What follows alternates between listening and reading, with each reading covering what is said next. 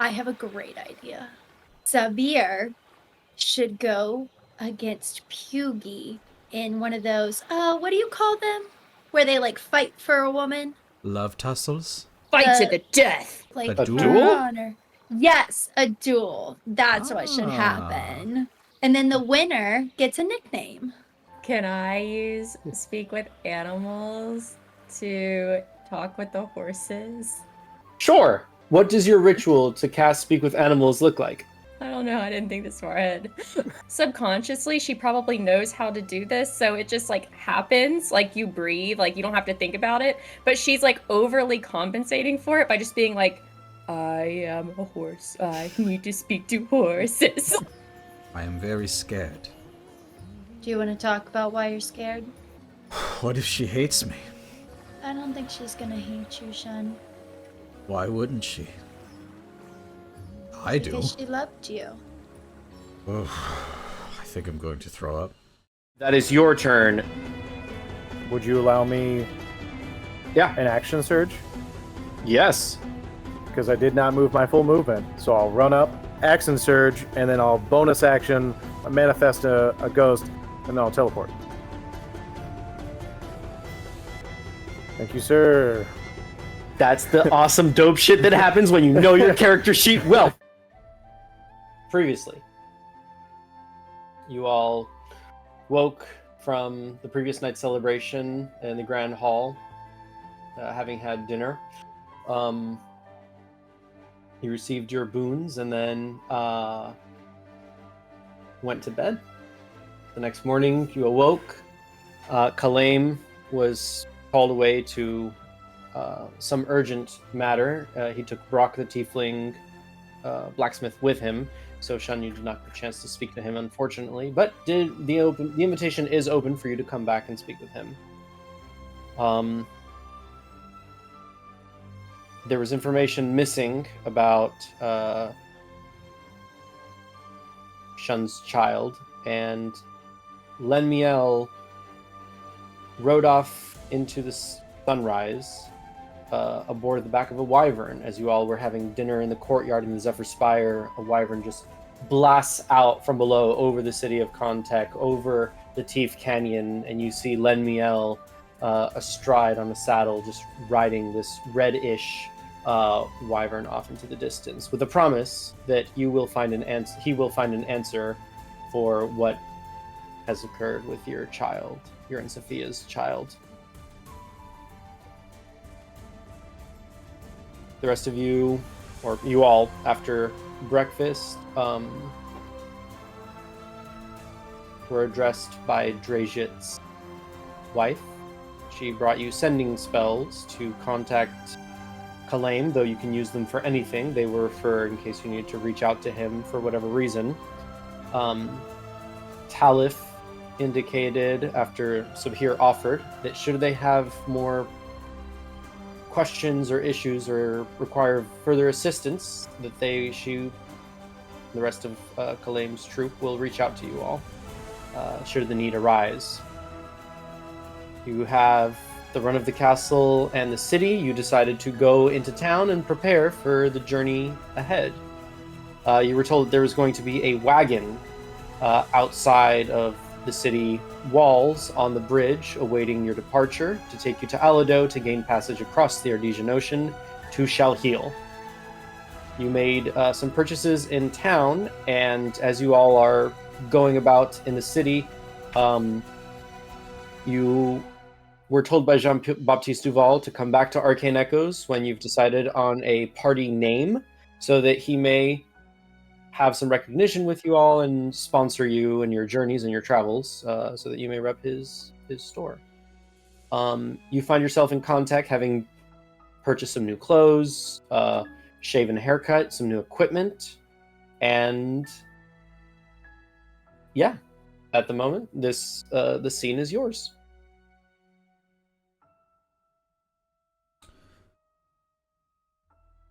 I suppose we're heading back to Jean's, or The last bit of business that you have in town is Jean-Baptiste Duval's store if you want his sponsorship. So do we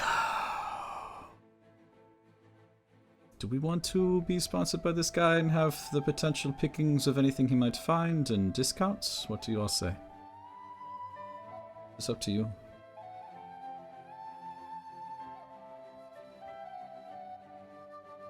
I mean, it does sound pretty nice. But I mean, getting sponsors is kind of a thing, at least back in the arena. It is true. But What kind of sponsors did you have, Fearless Runner?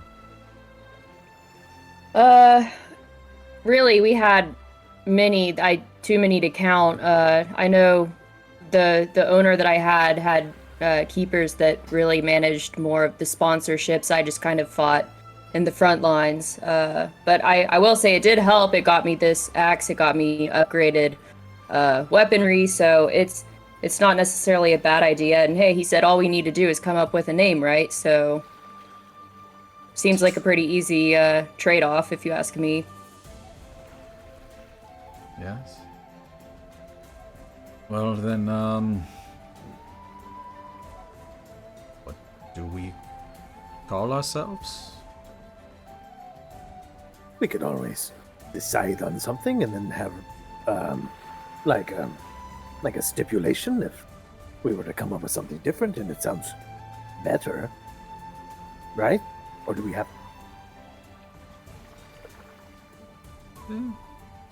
like, I don't want to be like, you know, the Four Peeps, and then that is just, Well, it you doesn't know, really, the problem is like if I die, then the Four Peeps is, it's like, but there's only 3 of you. We could just add like a plus or minus after it. Just in case. or just replace you. I mean, It's true. get a It's true. goat, still the horns. Or we always have Chief. Chief could always be number 4. Well, Chief makes it 5. I would maybe I like thought I made it 5. 4.1. Hyugi's just kind of like standing off to the side watching you guys. Sorry, I mean 6. No, it's fine. It's fine. I just, left my uncle and like my tour with the Order of the Broken Horizon to come help you guys out. Sure. No, that's fine. I get it. I'm temporary. It's only for a little while until I have to go back. It's fine. Never mind. Yeah, I mean, to Ignore that me. point, if you wanted to be 6, you'd have to adventure with us long Yeah. term. Nah, it's fine. It's okay. You'd have to do the initiation ritual. and that What's the is- initiation ritual? Well, you know how you have to still sleep with Sabia? Uh-huh.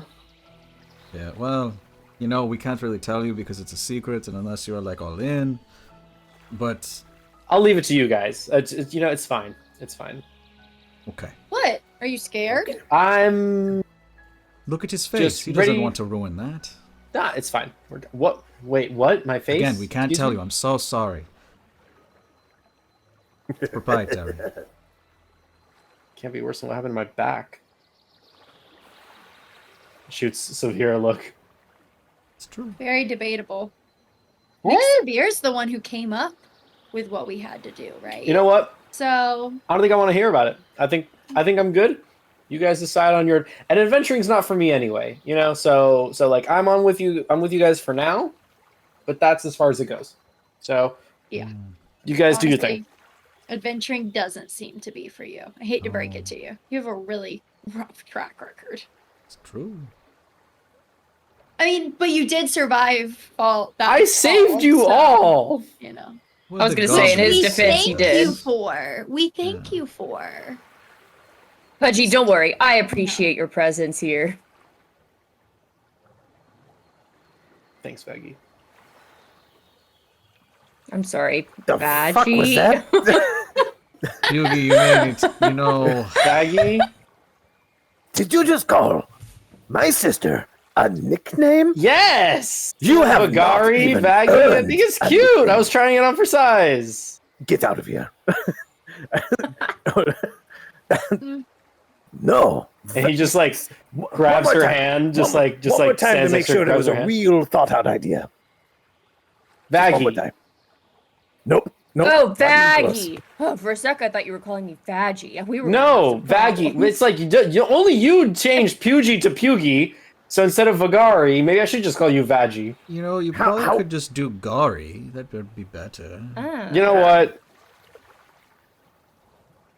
That's actually a really good suggestion. You know, it is okay. I like Vaggie. Ah, Well, I Yeah, like I do Vaggie not. better than Vaggie, so I guess I can't complain.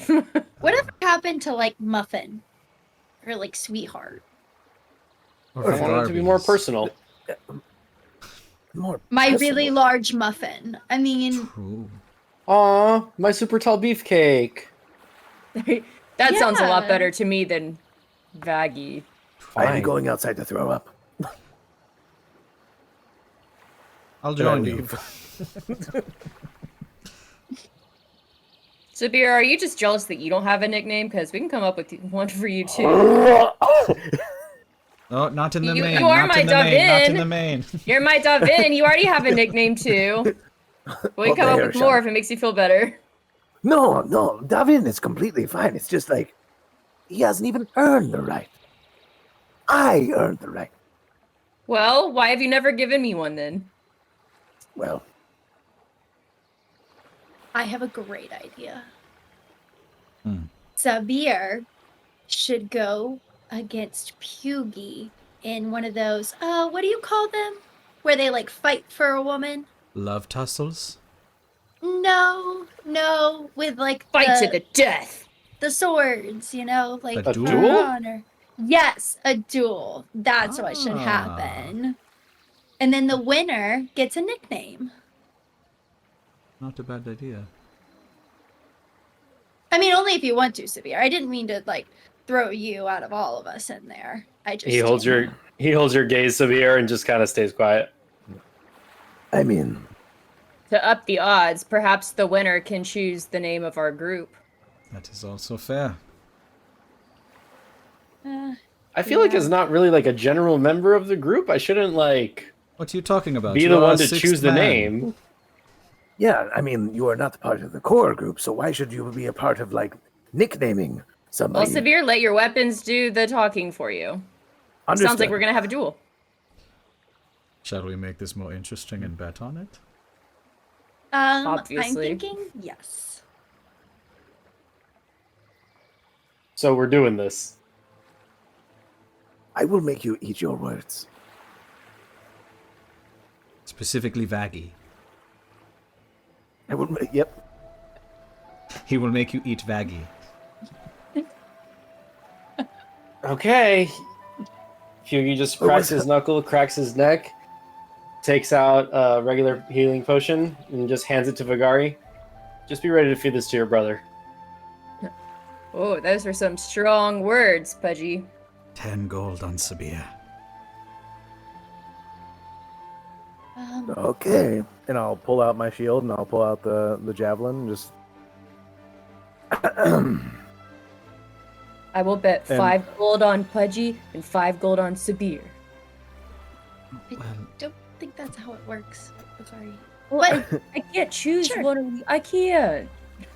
okay, I'll put a gold on Pugy. My money, I'll put 10 gold on the fact that Bagari, out of the two of them, would help Sabir over Puki. Hughie puts his fists up. Ooh. He's just like, you sure you want to do this? You're on. I mean, of course. Why not? I haven't been feisty in a while. All right, roll initiative.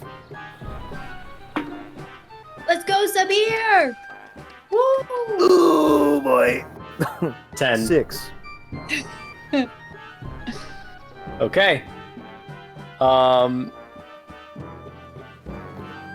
Okay.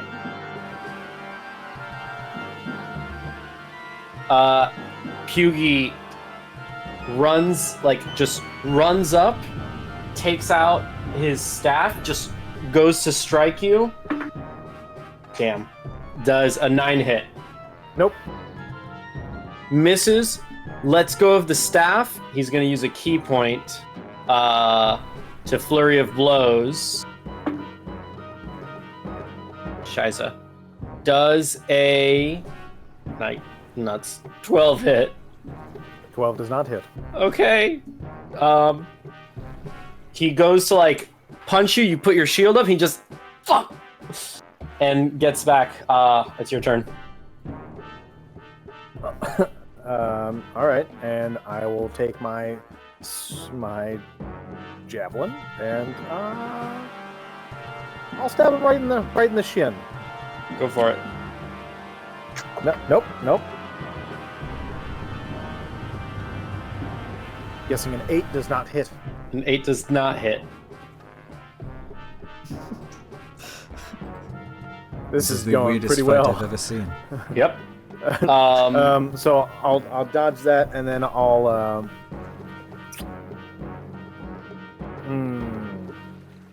not yet. Yeah, I'll end my turn. Okay. He's gonna go for another hit. God damn, that's not great. 12 doesn't work. He's gonna flurry of blows, try to hit you. Natural 19. 20 something to hit. That hits. All right. That's gonna be. Where are we at? Here we are. 4 points of bludgeoning damage, and I need you to make a DC 12 dexterity saving throw.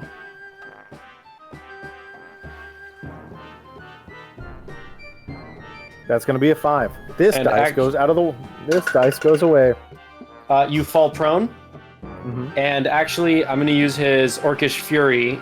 He gets to deal an extra die of damage, an additional 4 points of damage. I rolled a 2 plus his strength or dexterity modifier, both +2.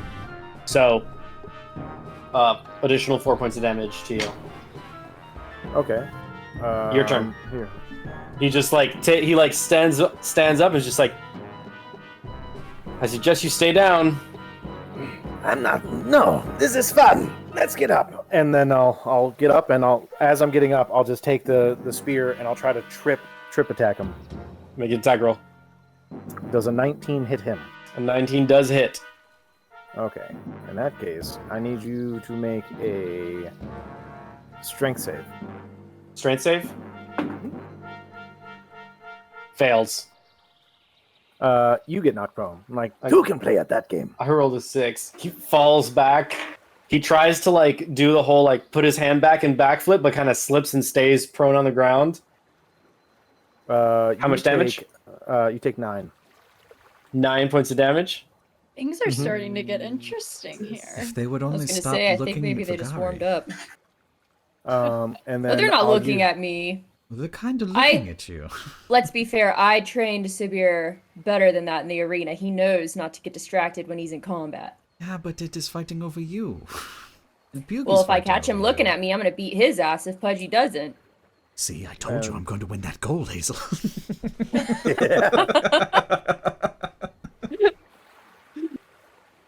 And then I'll go ahead and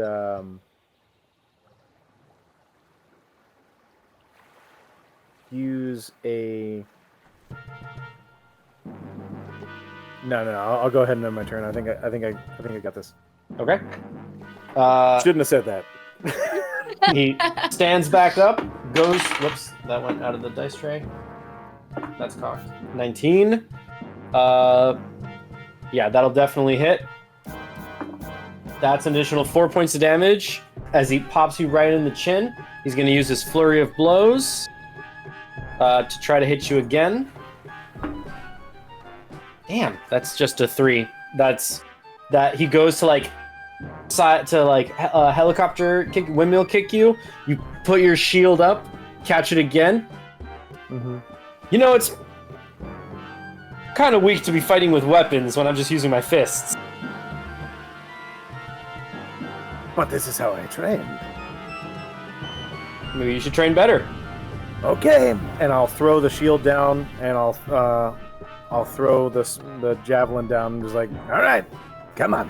Oh shit. and then you'll see just claws emerge from the bandaged hand, and the other one that's just bare. Like, You never said open or shut. Wait. All right, you're up.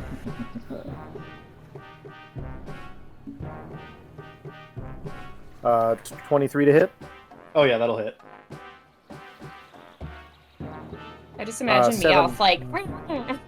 Yeah, that's 7 slashing damage.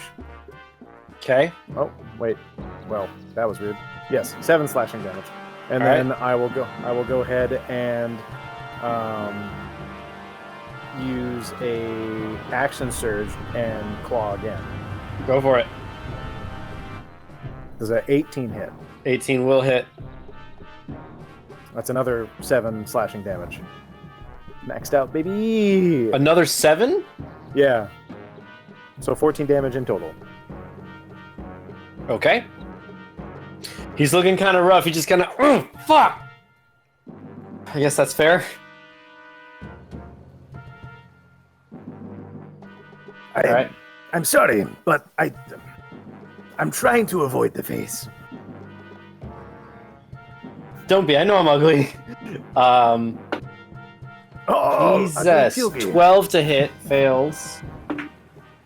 Bro, my dice is rolling like crap. That's his... Another flurry of blows. Misses. You're up. All right. Does a 14 hit? 14 does hit. Okay. That is 5 slashing damage. Okay. What else? Go Sabir! And then I He's will... looking pretty bloody. He just... We can stop anytime you want. No. We're not stopping. You can still have some pride. No. Oh, because he's alive. Okay. Ah. And yeah, Honey. I'll just kind of back up and kind of like put the hands up to like, All right. try to He's block going for blows. another hit. Jesus. That's an 8 to hit. Nope. He just like goes to like kick you very easily. Like just move your head. You're up. Okay. 18 to hit. That'll hit.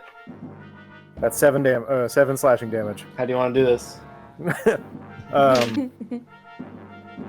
Don't kill him. I said he has to earn the name. Davin.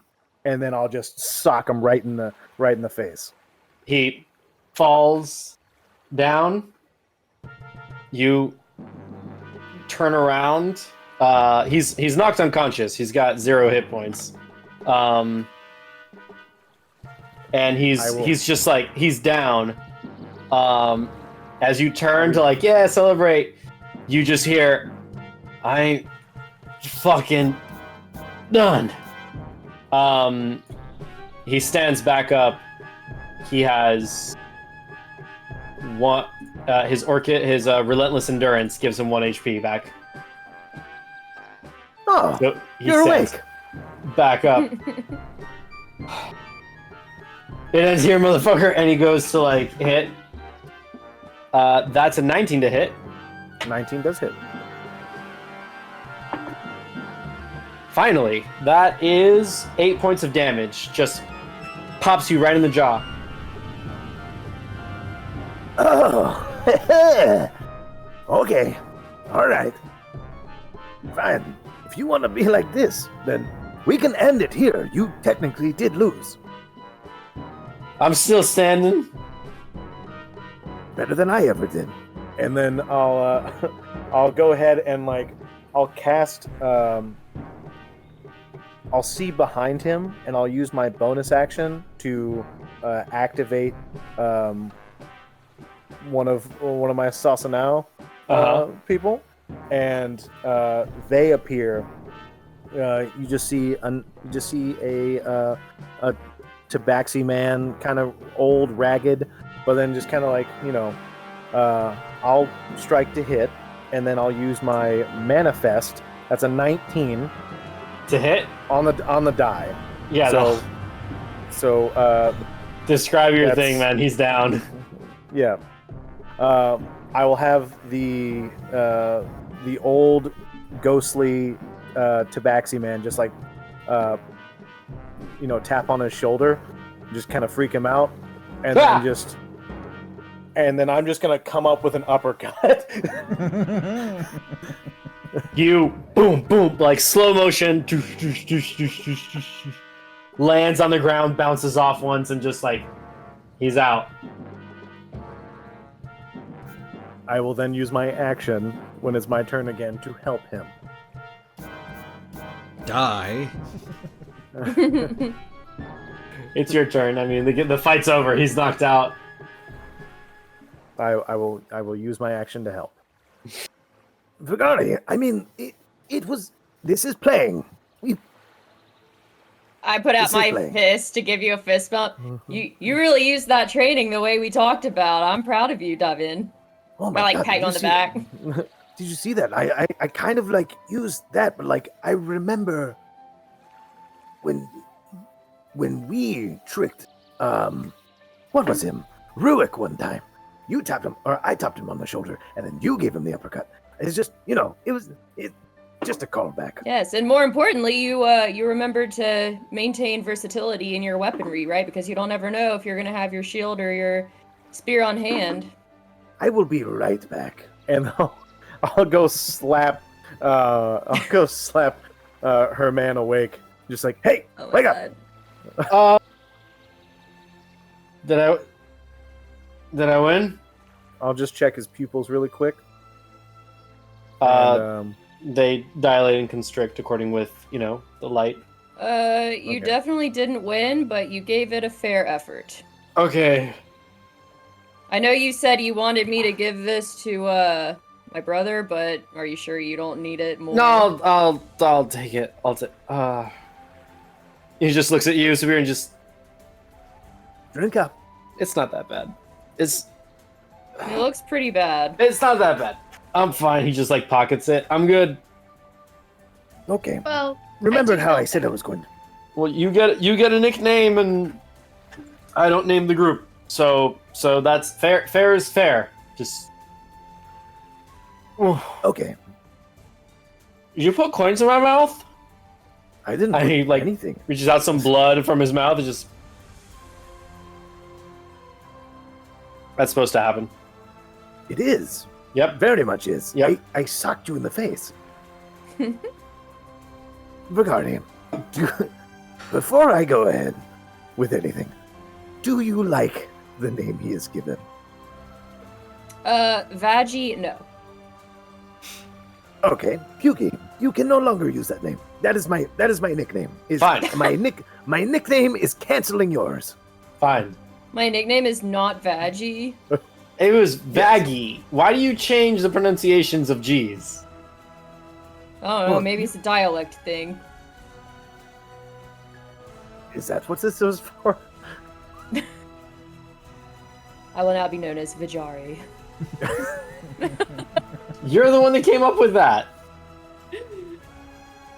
He kind of looks at Shun. Gari's cute as well, I guess. There's a better name. All right. Well, I'm still not okay with it, but that is better. it is really between you two. I mean, if you like Vaggie, then keep Vaggie. If you like Gary, keep Gary. If you like Schnookums, Okay, let's go to Let's what hit the actually road. matters. Let's get going. Let's get to what actually matters. Sabir, we need a group Oh. name. you could do Pookie. It is very popular in your No. school. We're done Sean. listening to you. Oh, Pookie is cute. Sean, I swear to God. Sorry. I mean, what should be our name, right? Like, Don't know. I didn't honestly think I was going to win. I just wanted to shut. I just didn't want that name to exist. So now you're part of the contract. You got to think of it.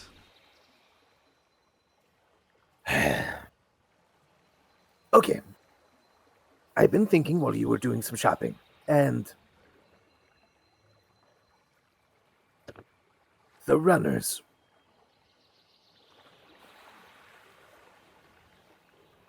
Because Or we the are kind of travelers. runners. I mean, my middle name's basically runner. We ran from like lots of trouble and our responsibilities, and titles and yeah, I'm not making this sound very good, am I? Well, you know, You it can- was more of running away for our lives. So, runners? Did we? Spitting. Well, what if we ran away? I mean, we're in a pretty good spot now, right? So maybe like the travelers or the Galavantiers or like the runaways or the outcasts or I got nothing.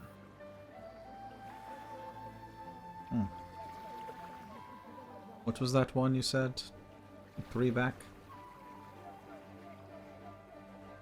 The Galavantiers. It has a nice ring to it. Just fancy. Good work. I kind of like happy running. And it's another G for me to butcher. We could be the Galavantiers. The Galavantiers. You the Galavantiers. The Galavantiers. Has a nice ring to it, I will admit. The Galavantiers. I think that might be it. Then it's settled. It's like two adjacent. Adjacent. I don't think that is the same, but I like it. I guess we'll just have to go with it. God damn it. Shall we God get to damn our it. sponsorship? Well, I do feel bad that this whole duel thing was kind of my idea. It was a great idea. So, I feel like maybe I should just give you each a little healing before we go on our way, since it was my idea. Unless you choose not to accept. Sabir? If it'll make you feel better, sure. Yeah. Don't be prideful, take the heal. Okay. All right. God, he is All just a right. piece I of will work, that guy. You too, Sibir. Okay, fine, I'll Cure take it. wounds twice. Okay. Let me get my D8 out because I don't keep mine organized. I keep them all in a pouch, and then I Sean, have is to this what it's search like for to 'em have every a time. protective brother? Or am I the only one that experiences this? Well, Well, there were times eight, where my there's eight. sisters would get into a little bit of trouble with the boys, and we would have to go, do the thing, but The thing. I was a little older, so I can't tell from a younger brother experience. Sabir, that is 10, Hey, and Hyugi, that is 6. get wrecked. Sorry. He probably needed more than 6. But I decided to do Sabir first. Ooh, that stings a little bit, but it feels good. Thank you. You're welcome. I feel bad. I didn't mean for it to escalate to that level. You know, I think it's good to do the practice and exercise of it all. It's a smart idea. And accept the loss, yes. And accept the loss. And learn from your mistakes. And learn from his mistakes. You're technically like 0-3 right now. It's true. Am I gonna have to fight every member of your family? You've only fought Sabir Probably. like twice. Well, the first time I wasn't in control of myself. Yeah, I And remember. the second time you lost to a Vigari. Yeah. You So do a you've lot of lost to- losing. Technically, she lost to me. No, pretty No? sure it was the other way around. You want to rethink and come back to me on that one because there's a reason I stopped talking to you. Let's go get your sponsorship. Learn from your mistakes. Enough, Hornman. I get you. I don't think he Go. does. And I'll Galavantier my way over to, I guess. To Gonschlad Van Dam. Oh God. Just opens the door, he's just in a split. You guys make it to Arcane Echoes. Welcome back, kitties, my friends. So, should come up with a name. Sabir? Well, now I don't know if it was a joke or not, so I don't want to say the real one if the fake one is real. Say If that makes any sense. No, I think that's the real name. Hard G or soft G? yes. What if we have two names?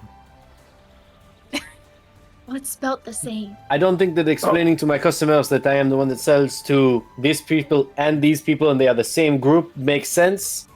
The prestige of you saving one of Kalem's apprentices is important. So the name must be equally important, and it must be just one. We could Fine. be the GGs. Then it's like both in one. Could be the Goo Goo Dolls. I thought that was a traveling bard band. It's true. What is our name? The Galavantiers. Oh, I thought. The Galavantiers. Oh, I don't know. That's why I asked if it was hard G or soft G, and you didn't give me With an a answer. Spell Galavantiers Jala. and we will figure out the pronunciation. When we come back. All right. And he takes out a form, starts filling it out. Galavantiers, writes your guys' names, passes it for you guys to fill out. It's good to have a constant description of you all. People will be able to recognize and understand the prestige that comes with your efforts. I will be listening to the bards when they come by. Very well. Allow me to just... And he, waves his fingers, and each of you get, an insignia essentially embroidered on what you're currently wearing. You see that it's basically the symbol of the Arcane Echoes. It's 3 circles, but every so often it very slowly morphs from 3 circles to 3 cragged sort of stone items, and they're interlinked with each other. So it's like a Venn diagram sort of thing. And it very softly moves from one geometric shape to another, to another, to another. And it's 3 concentric nonstop, just continuously. And they, in the light, shimmer.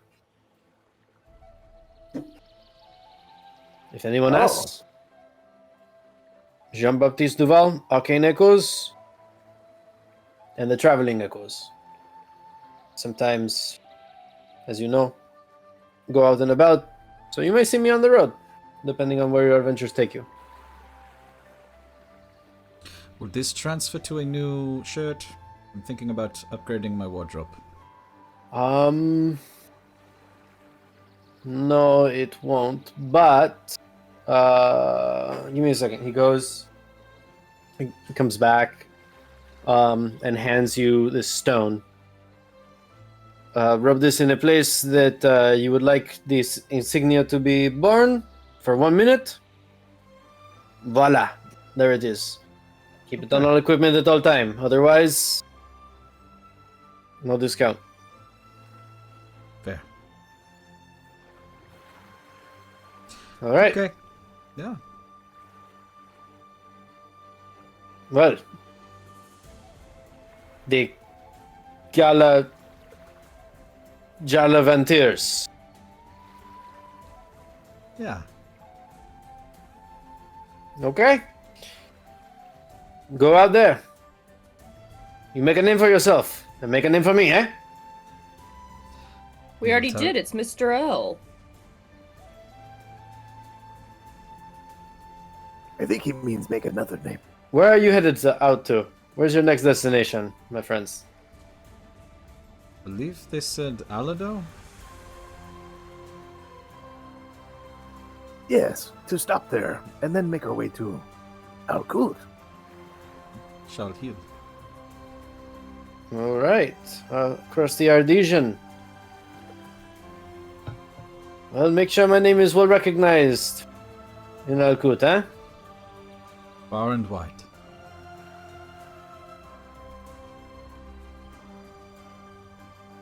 Very well. Safe travels, my friends. Könntek will always be here for you, huh? Yes.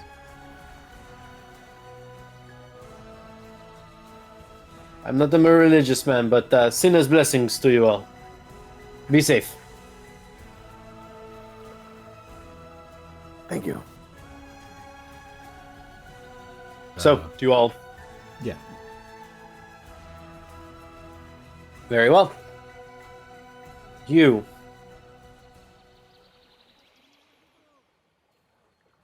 The morning sun casts a warm glow over Könntek Castle as you make your way out of town and onto the ancient bridge to a sturdy carriage awaiting you.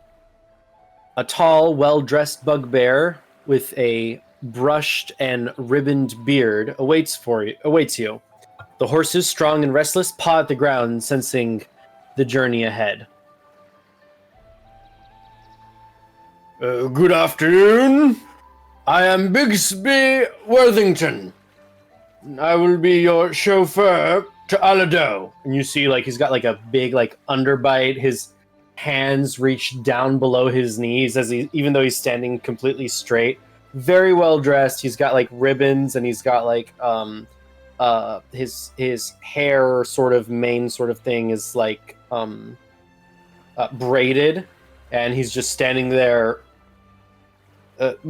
Decided that a wagon was insufficient with this carriage, and it looks not great. It doesn't look like very pristine or anything of the sort, but on closer inspection, it's very well made. It is meant to travel with anonymity. Something more luxurious would draw too much attention for the means of our travel. Oh my god, Sabir like a princess. Yeah, like a princess, I've heard yes. of these before. I mean, should we like, I don't know, act like princesses? Yes, Sabir. I would love more than anything to see you act like a princess getting in that carriage. Okay. And who should I hand these to? And he has two basically rolls of parchment tied in a ribbon with a wax seal on it.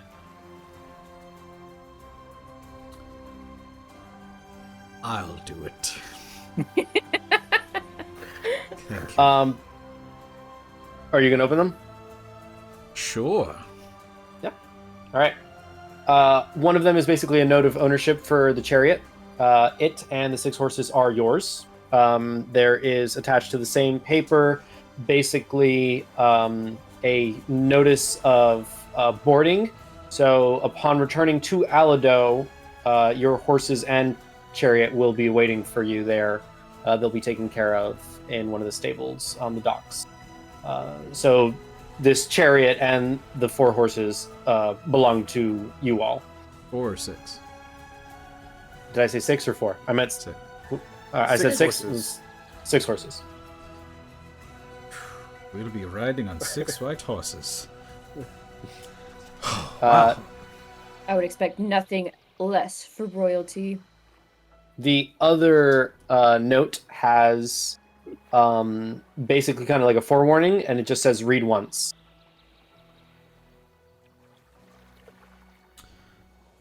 This one says read once, so let us do that once we're inside the carriage and pay attention. Bixby, was it? Yes, sir. Could you help me and all the princesses into the carriage? It would be my pleasure, sir. And And I do a little like curtsy with my little rag thing. he just like- opens the carriage's door, and just like his increasingly like super long lanky arm just kind of reaches out to you, big giant palm in hand, and just like assists you in, and then awaits for like signals to you. Hazel like awaits for you to like help you in as well. This is fun. Go ahead, Sabia. Oh, yes. This feels nice. You again? He gets in.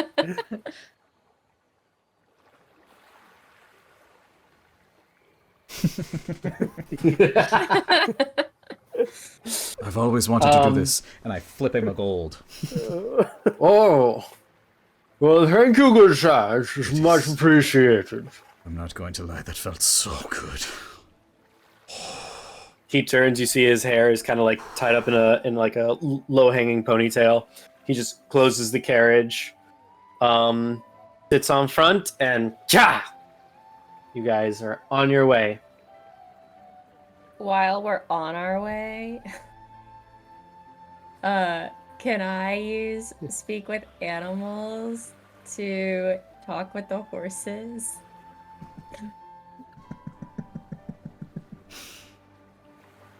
Sure. Yes! What does your ritual to cast Speak with Animals look like? I don't know, I didn't think this far ahead. I could just see Vigari, like, concentrating on trying to speak with the horses, and, like, subconsciously, she probably knows how to do this, so it just, like, happens. Like, you breathe, like, you don't have to think about it, but she's, like, overly compensating for it by just being like, I am a horse. I need to speak to horses. Like, just in her head, just over and over again. And, like, she thinks this works, but it's really just her, like, natural sense that's actually doing the job. So, your necklace with the bear claws slightly glows a variety of different colors. And you manage to speak with the animals. Yes. You hear, and Speak with Animals only works, I believe, for 10 minutes or an hour. I can't That's remember. all I need. Yeah, it's 10 minutes. It lasts for 10 minutes. But you feel this sort of strain in the back of your head, and you hear this sort of voice in your head of like, or it's not really speaking to you, but it's like a conversation. Very lightly, you just hear like she's coming. It's almost imperceptible. And now you can speak with horses.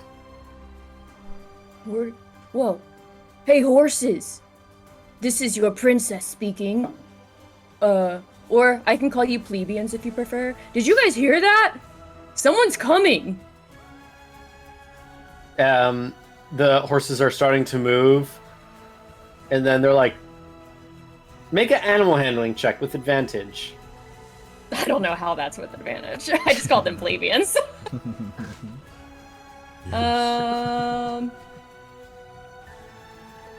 19 on both.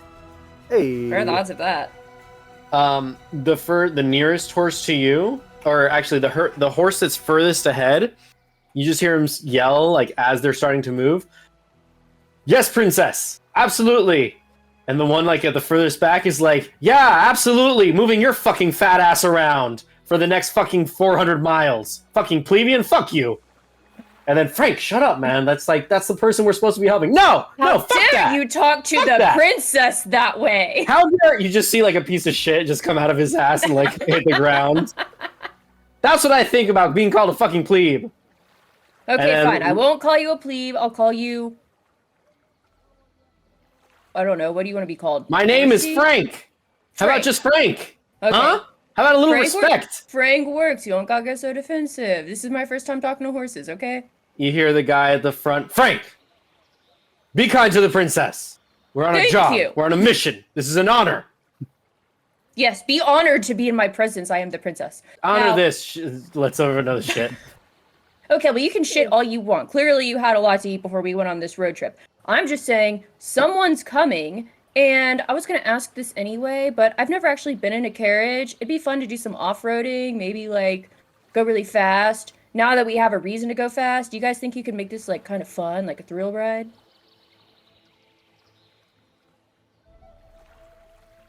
You hear...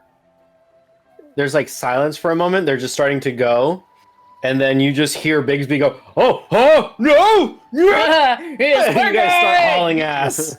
Thank you, horses! And I'm done. I wonder if you know. The stone bridge stretches across the waterfall upon which Könntek rests. The Teeth Canyon stretches down beyond and below you. Crossing the ancient stone expanse, you feel the cool winds rising from the depths below, carrying whispers of the lands that lie beyond. The canyon eventually fades behind you as you head southward, leaving the rugged cliffs and onto a vast expanse of open plains. For days, you travel across fields of tall grass that ripple like waves in the wind. The horizon stretches out limitless, and the sky above is an endless canvas of blue. Eventually, the plains give way to the outskirts of Alado. As you approach, the landscape transforms into a vibrant sprawl of activity and architecture. The skyline rises before you, dominated by grand towers of glass and stone, interwoven with green parks, bustling markets, and wide, tree-lined boulevards. Alado, one of the largest cities in all of Teslim, welcomes you with open arms, its streets filled with a kaleidoscope of life and culture. This is a place where commerce, culture, and arcane all converge. You see grand theaters showcasing the finest in drama and music, while prestigious academies of magic and arcane study hum with the energy of scholars and wizards from across the world. The scent of fresh bread, exotic spices, and blooming flowers fills the air, blending with the sound of street performers, merchants haggling, and the ever-present hum of conversation in a dozen different languages. Fashion houses, art galleries, and cafes line the boulevards, where the city's elite and common folk alike mingle in a vibrant tapestry of life. Here... Oh, sorry, this should have been the map time. Oh, My bad, should have given you more of a heads up. it's okay. Look how beautiful it is. Here is where you all basically will stop to get some clothes, get a shave and a haircut, get groomed, whatever y'all want. So, let's go ahead with our new descriptions. Starting with, I believe it's Hazel first, right? Yeah. So for the most part, I look pretty similar. I mean, I definitely needed a little bit of a cleanup, a little bit of a trim on the hair. It's been a while. However, I have upgraded my necklace to now one of goals. To, show my newfound love for fighting. Okay. But I still wear the finger necklace. You wear the fingers. However, that's a little difficult to actually put on my character, so that more has to be, I'm working on it. I'm trying. You got 2 chains. Got to. Fair enough. Sabir Bagari. Sabir next. Sabir. In the time that it took to get to to Alado, and just kind of, I guess embracing himself, he has gone out and purchased new pants, but pretty much everything else remains. He has now donned the cloak that Bagari has given him, and yeah, he's getting comfortable with yeah, and also he now carries the javelin of lightning, always. But it's really the cloak that makes him feel nice and home. Nice. Bagari? Yes. So Vagari in the last town, between buying Sabir's cloak and then the filter of love and the potion of hill giant strength, was already running pretty low on gold, but more importantly, she knows that we're going to Alkut, and she already had kind of, the, I guess, attire to suffice in that climate and environment, so she didn't really feel a need to buy any new clothes for the quest moving forward. Fair enough. Shun. Shun probably has had the biggest transformation because when they first met, he was basically a dirty hobo. He hadn't had a shave or a haircut in a while, and his clothes were stolen and threadbare, and so he's knowing that he's going to be seeing his lost and long beloved. He decided to get a shave and a haircut, so his hair is much more manageable. He's completely clean shaven, and he decided to get some new threads, something light for the sands of Alkut. Still in that kind of blue hue that he likes from back home, and is you're just kind of letting his skin breathe, kind of embracing this creeping darkness outside, and so you all would see visibly now the golden bands that kind of line his arms and adorn his face and go across his back. And again, the texture of which is that scar-like material. But yeah, that's Shun.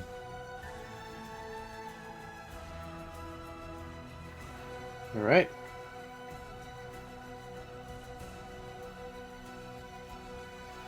You make your way through the city, passing towering cathedrals dedicated to gods of light and knowledge, while nearby the glittering arcane towers of the Magisters Guild reach skyward. The river that runs through Alado is busy with boats of all sizes, their sails and flags bearing the emblems of distant lands. Here, cultures collide and intertwine.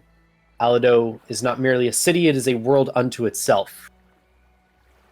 You leave your carriage and your horses on a dockside stable, handing the writ that, basically claims that you guys are the owners.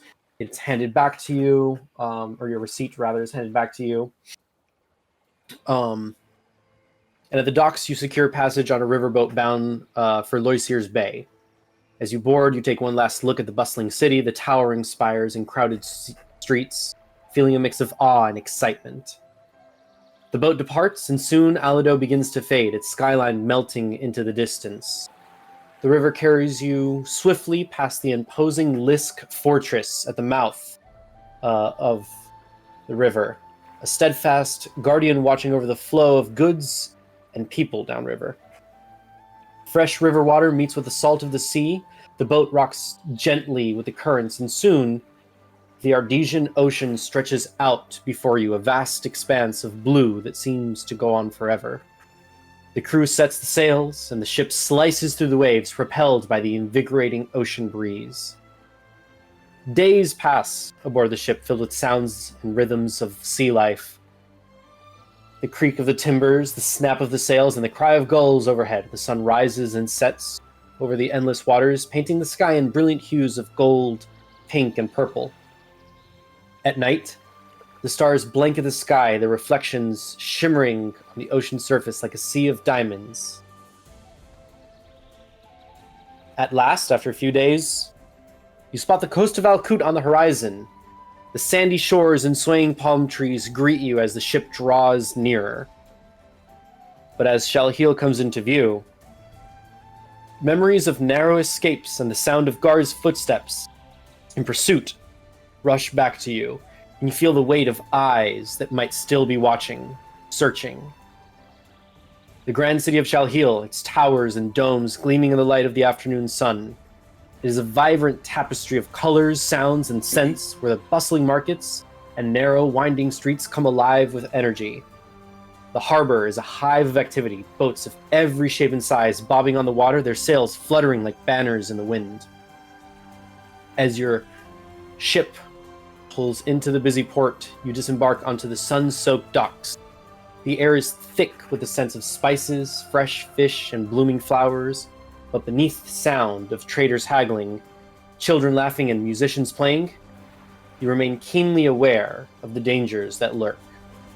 Shalhil teems with opportunity, intrigue, and the potential for discovery, but also the ever-present threat of the past catching up with you. You are now back in Shalhil, in Alkut. The scene is yours. You also have something to read that you haven't read yet. I was about to say, would you read that or provide it? The message, and you can read it at any point in the journey, basically says, it's a message from Lenny. Lenny says, basically, I'm putting you in contact with my friend Jovan Iskander. He's a smuggler based out of Shalhil. He'll help you guys get to Muzbarak or anywhere else in Alkut that you need to the best of his abilities. I trust him. Good luck, Lenny. And there's basically a crude sort of map written there that indicates where his base of operations in Shalhil is. And as soon as you are basically done and you commit it to memory, the paper burns up. Oh. Seems like we'll have some more friends in Shalhil to get us wherever we are going to next. Why did you burn it up? We could have kept it as evidence. Oh, it was a one-time use. It just did it automatically. Yeah. Oh. Weird. Secrets. Well, I mean, it's only been a couple of, DM, how long has it been since Shun, Vagari, and I have ran away from Shalhil? Shalhil? I would say at this point it's been about a month. Probably been a bit longer than that. 2 weeks to get there. Yeah, it's like a month and a half, maybe 2 months even. Yeah. Okay. Yeah, When 2 weeks we to get- get there because you guys went through airship. 2 weeks to get by foot from the Agu Citadel to Könntek, and 2 weeks by carriage and ship to get 3 weeks to get back to Shalhil. So yeah, about a month and a half, almost 2 months. We'll call it 2 months. When we get out, can I just like look around and see if like we're still heavily wanted here, or if that's like simmered down and like wanted posters are like gone? And Make a perception check.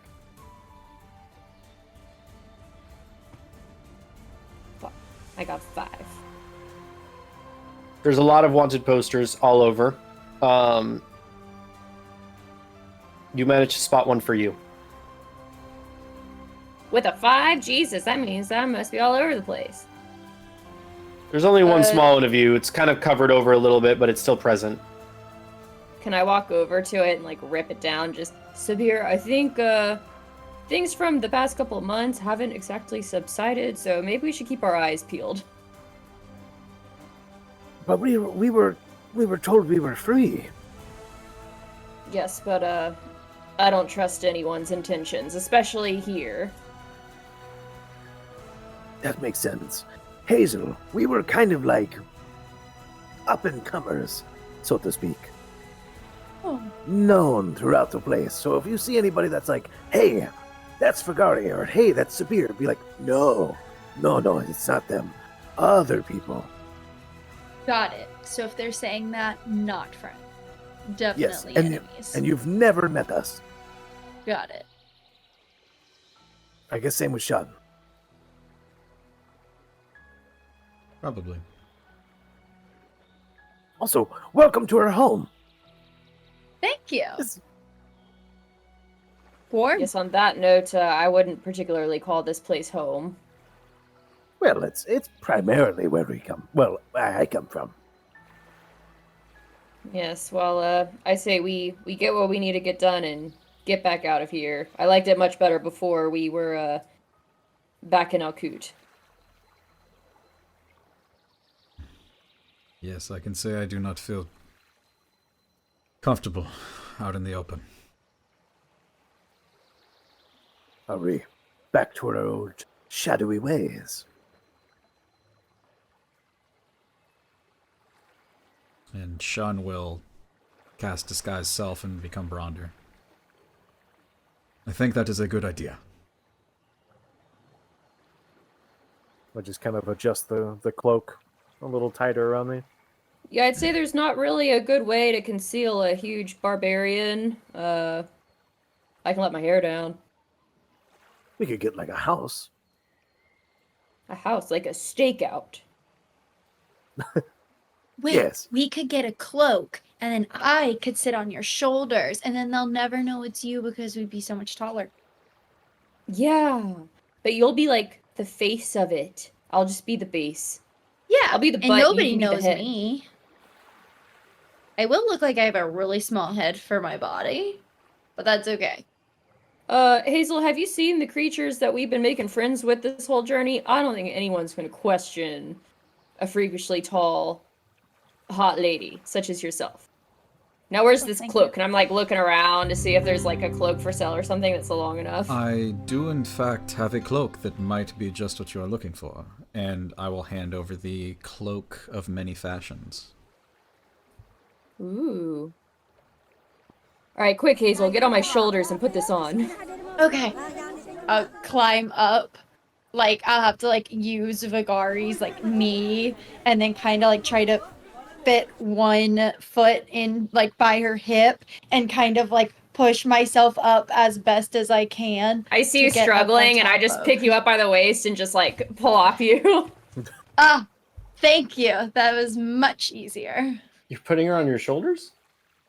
Yeah, and then Yeah. she's gonna put on the cloak, and then no one will be able to tell it's me, because we'll just look like a freakishly tall elf lady.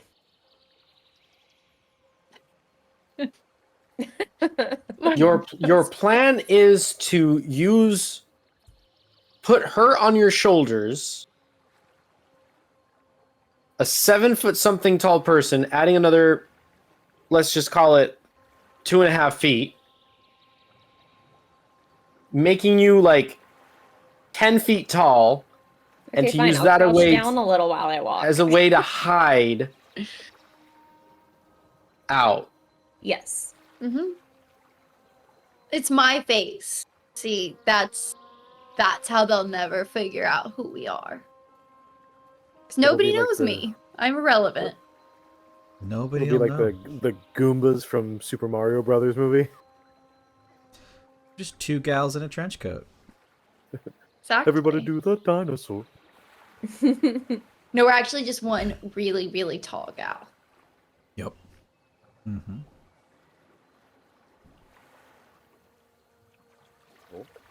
You can make a performance check or a stealth check, either one at disadvantage. With the cloak, it can change its appearance. Either one at disadvantage.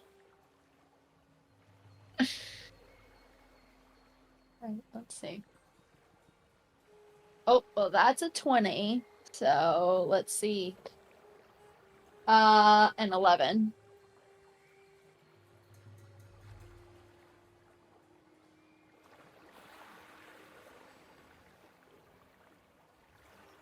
The people here kind of like pass it off as, Shalhil is a port of many, many different cultures as well. It's like Alado. It's a place of commerce and a place of trade, and people from all over the world come here. So it's not unusual to see there are very tall people as well, especially from all sorts of different species.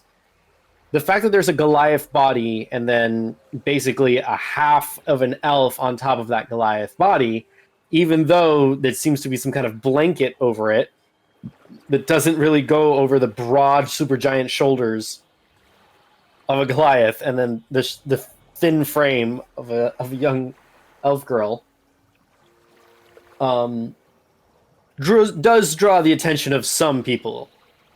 Vigari needs to crouch to get under some of the overhanging Oh my god, what is the name of the things that are? I could see her not crouching the first time and Hazel just hitting the crap out of her head Probably. on something and being like, hey, can you watch for these? I will say, so you guys are making it through.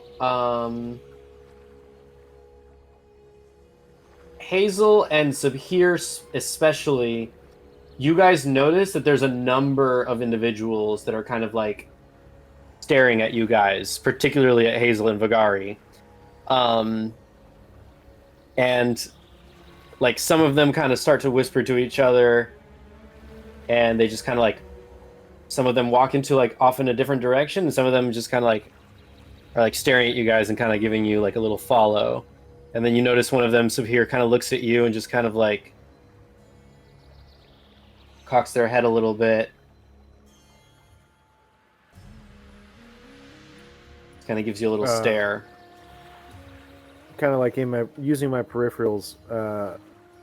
Do they just look like a normal citizen, or Make an insight check.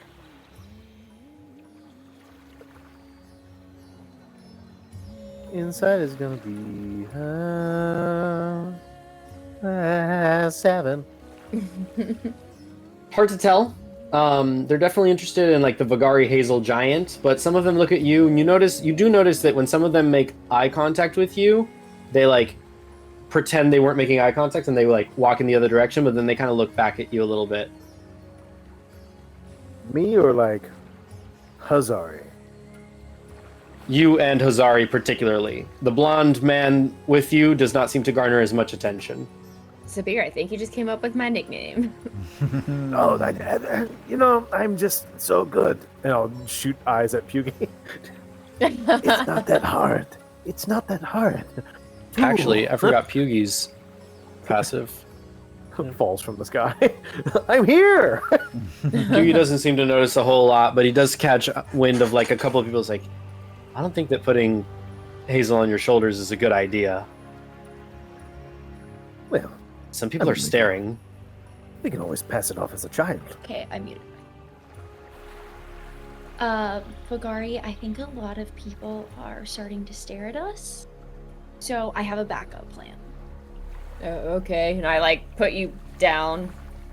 I think we should go get like one of those baby carriers and you wear me on and you wear me on your front. So then it'll be my face with your body. And then I think we'll get them because we can put the cloak over and then it'll just be my face. But then there won't be such a sharp difference between like your shoulders up to me. You know what I mean? Yeah, I don't know. The whole reason that I was trying to conceal myself was because of my size. I feel like that's not really gonna help with the size thing, but I mean, if you want to try it, I'm always down to try. No, that's okay. I feel like at this point we've already been noticed. So, oh well. Well, the good news is now that you are not the same height, you can walk separately. Vagari, you can still use the cloak. Its magical properties allow it to transform for you. And now they're looking for someone who's like 9-10 feet tall. Yeah, that actually sounds like a pretty good idea. I like put the cloak on. What does the cloak look like as it goes over you? You can change the style of it. I would imagine that the cloak would kind of just be like a normal cloak, like nothing that you would really like do a double take at in any store. Maybe like a dark blue or like a muted green color and just off rack. But the second I put it on, I could see it like transforming maybe to like resemble the clothing that I'm more so wearing. So maybe more like tan and tattered.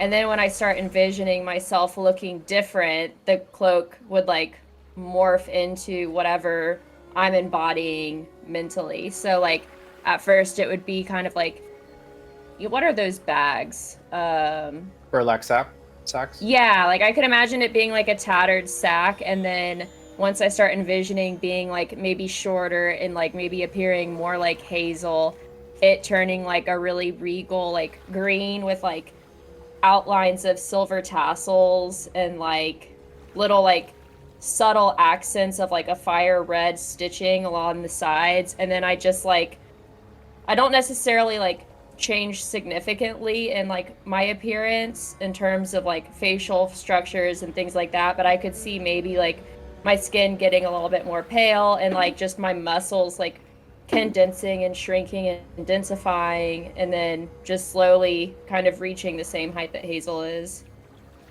Okay. You make it like 3/4 of the way. Most people don't seem to notice. And well, everybody make a stealth check. I mean, if you guys are intending on stealthing. Well, that's great. I rolled a 5. It's okay. I rolled a 3. Makes sense if I'm like magically changing myself. Yeah, you make it like 3/4 of the way, and then there's like one particular sales woman that comes out. Step right up! She just like grabs you and pulls you up. Look at this beautiful cloak! It changes magically the color at your will. Bitch, get out We of here. sell This isn't these your for merchandise. 5 gold. I, like, We shove sell her these back in the for store. thank you, miss. Thank you so much for illustrating the beauty of our fantastic cloaks. 5 gold just for the magical transforming cloak. Behold the giantess Okay, let's that go. I observes. like start sprinting. Crowd start. This is about 3/4 of the way to the name of the place is called the Thousand Lanterns Oasis. That's the name of where you guys are going. And there's a lot of people that kind of like look up and observe you guys, but you manage to get to the Thousand Lanterns Oasis unseen, and that's where we're going to take a break. Well, presumably unseen. Bro, I was about to shove that lady into a corner, like, you better shut the fuck up. I wanted Take to out like a cast, shank, like, stop it. Just, I wanted to just cast straight up Mage folder. Hand just like over her mouth. I don't know if you can do that with Mage Hand, but You I'm can always try. down to try. We'll take a break here. Yay! We'll be back. And we are back. Oh my god. Okay. You all make it to Thousand Lanterns Oasis.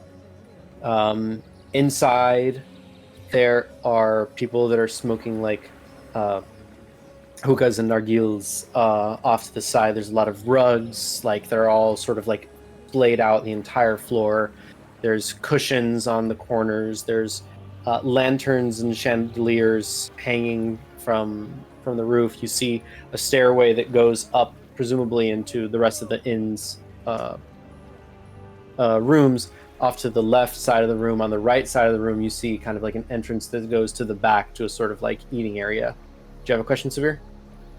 Oh no! I'm mapping it out in my head. Gotcha. And then ahead of you, you see a young man in nothing but a vest. Well, he looks young. As you come closer, you can see that he actually has a few lines of sunwear on his face. Welcome to the Thousand Lanterns Oasis. How may I help you today? We've just had a long trek, and we are looking for some respite, some place to rest our weary bones. A good friend, Jovan, said that this was a place we could perhaps look. You are looking for Jovan Iskander. Aye.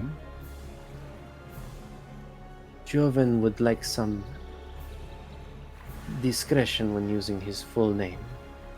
But if you were told to find him, you may follow me.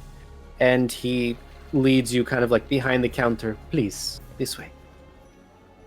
I look to Sabir. I'm pretty sure he used his full name. Yeah, I was just about to ask.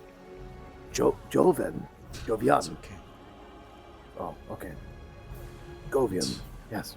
Yes. Govan. You follow, when you follow him into this back room. There's a table with a number of papers there.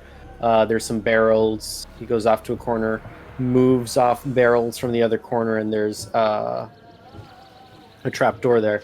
Please. And he opens it and grabs the lamp and goes down. Follow.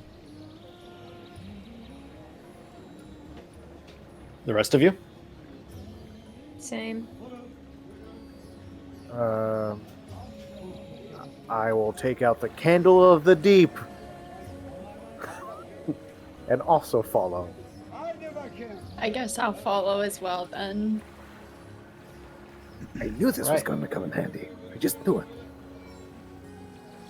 You go down, the door shuts behind you. The man turns to you. I was misinformed. I understood there was going to be a horned man amongst you. Consider me his emissary. Well, I was told that I am not to give this information off to anybody except the man himself and his companions. So, Mr. Emissary, I do apologize, but I'm afraid either he shows up himself. I'm happy to give you all the rest of the information I have. But I was told this was of the utmost importance, and discretion is not a cheap price. What if 3 of his companions are here? And an emissary? I do not do my business in half. My word is of great value, and I do not sell it cheaply, nor do I go back on it. And I'll release.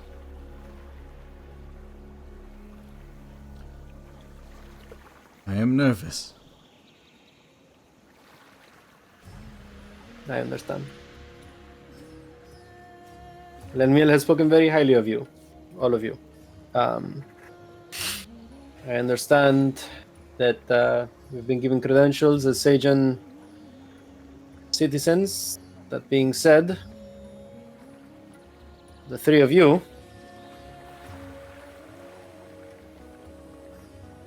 the attention on you burns hotter than the Alcushan sun. But I am here to assist. I understand you must make it to Muzbarak.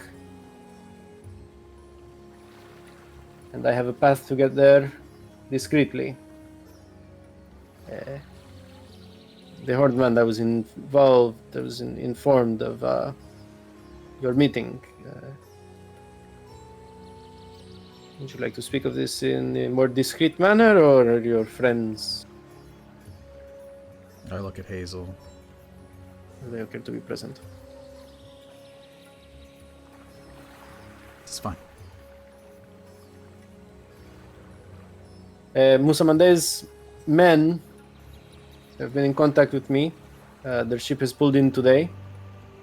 The woman in question seems hesitant about the meeting as well, but she said to go to Atifa's gardens tonight. She will be accompanied by one of Musamande's men to ensure that everything goes smoothly. She only requested no more than 1 individual to be present of his protectors.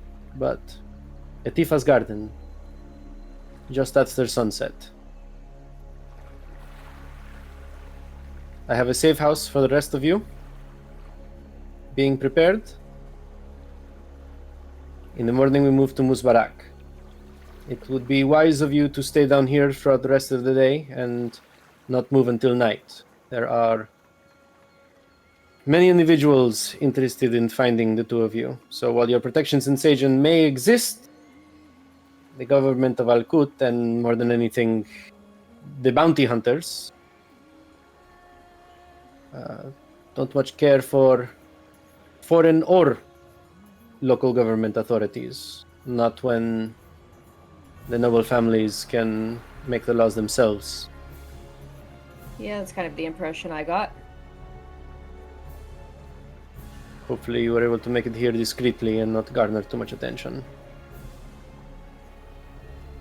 Where we are the oasis of 1,000 lanterns, my business is best conducted in the shadows. And I understand you're looking for the Ishkatari.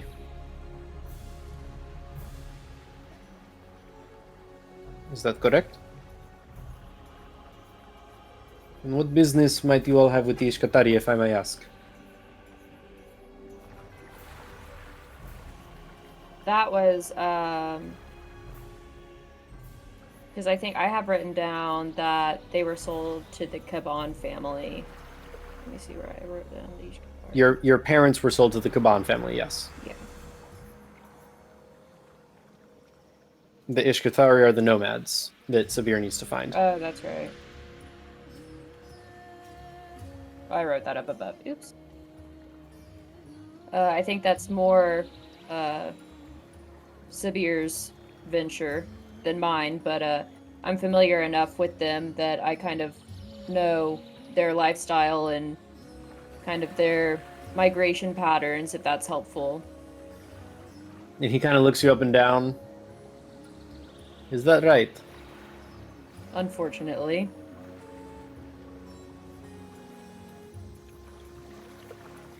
But any information would be helpful. Well, the Ishkatari do make themselves... they make trips to the big cities to conduct business, trade. But they do not stay here very long. They actually made their way to Musbarak just a few days ago. So the last of the tribes that were doing their periodic haggling here are no longer present. Which is why I suggest we move to Musbarak in the morning. It would be safer that way and might be able to catch wind of them. If not, if it comes to it, I have some contacts in Musbarak that I can put you in touch with. We'll be able to assist you going into the desert. I once was one of the guides of the Ishkatari, so I can tell you some of their ways for survival in the desert.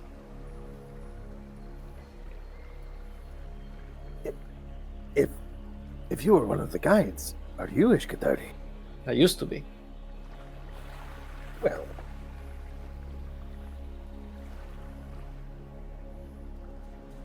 I mean,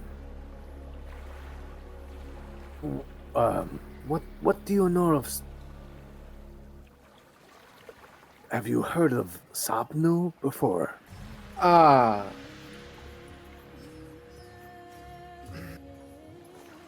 I would not speak that name aloud if I were you. Okay. I would just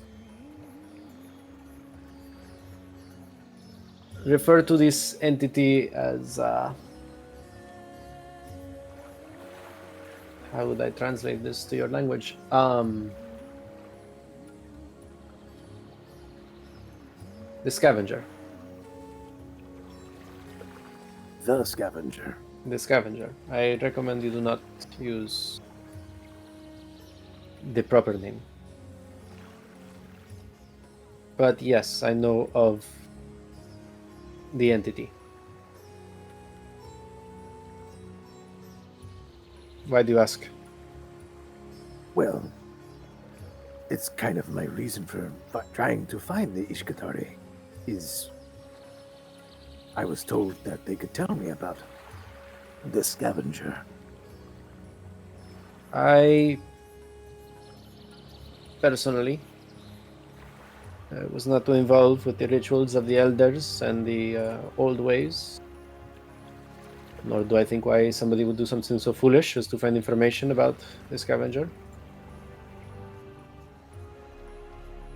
But there is a temple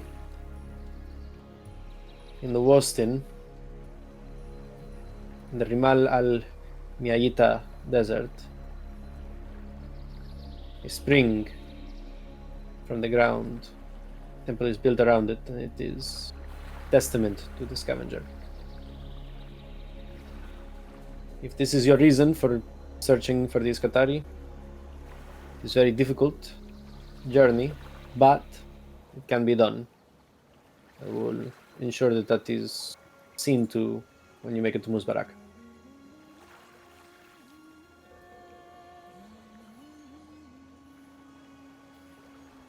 How are you connected with the politics or knowledge of the families? Of what? The families.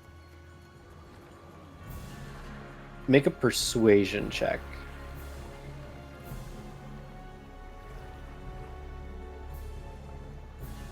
Seven. Well,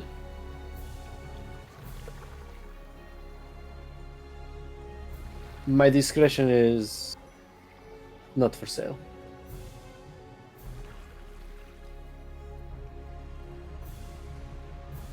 Okay. I do understand, however, that you all need to get in contact with the Gabon family.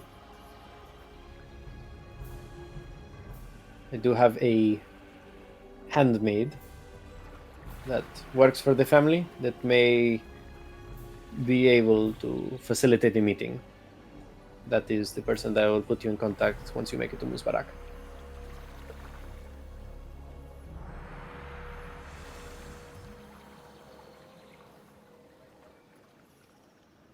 Why do you ask? Well, the Kaban family is of interest to, I guess, us. But I was wondering if there was any talk about the Alam family. What of the Alam? Well, maybe if... How have they been doing in the past 2 months or so? Make a persuasion check. 19.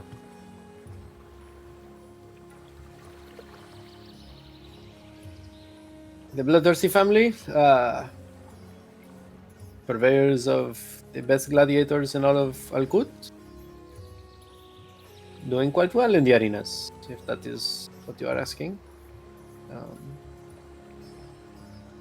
News of a few of their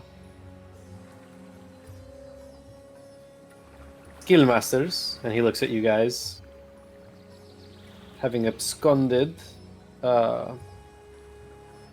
with some precious items of theirs, has been circulating. You wouldn't happen to know anything about that, would you?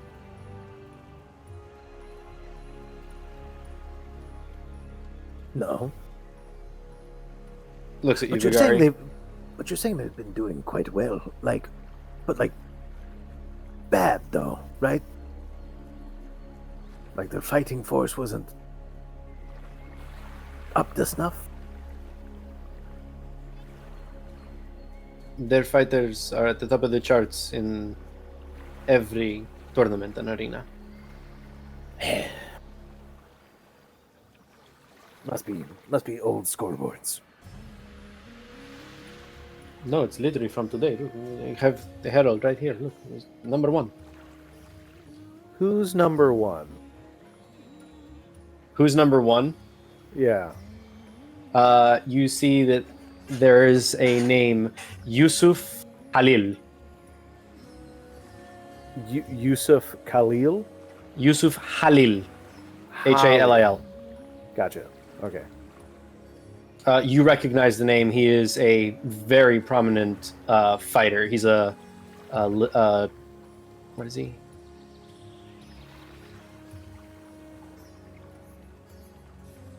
Yusuf is a hobgoblin. You never really spoke to him, but you know who he is. Gotcha. He's usually in like group combats, but he's like the main guy.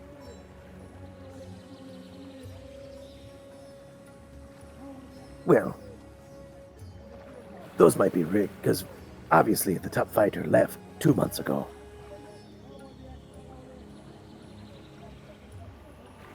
Top fighter left 2 months. It's Well, you whatever. s- They probably. It's the scoreboard is probably lying. It's yeah. People can. Get Are you a fan bribed. of the gladiatorial arena? Yes, but I place my bets on true fighters. Fair enough. You are welcome to stay here. I suggest you do not go upstairs or out into the markets until after sunfall.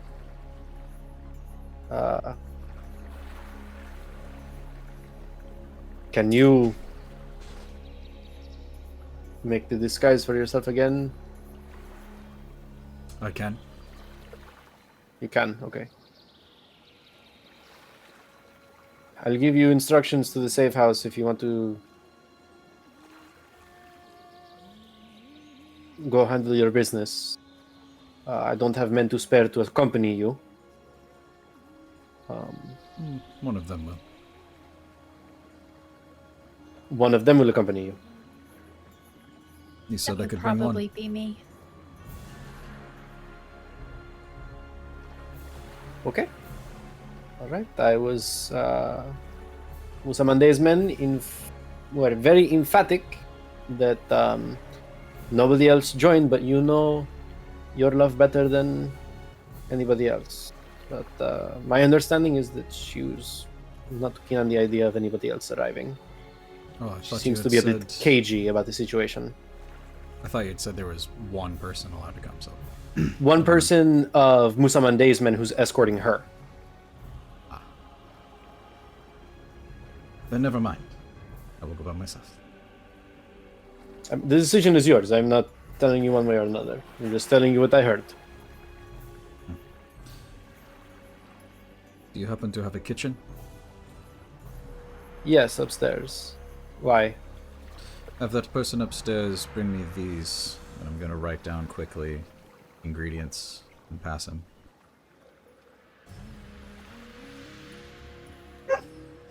Okay. Consider it done. Now, is there anything I can get for you all while you are waiting?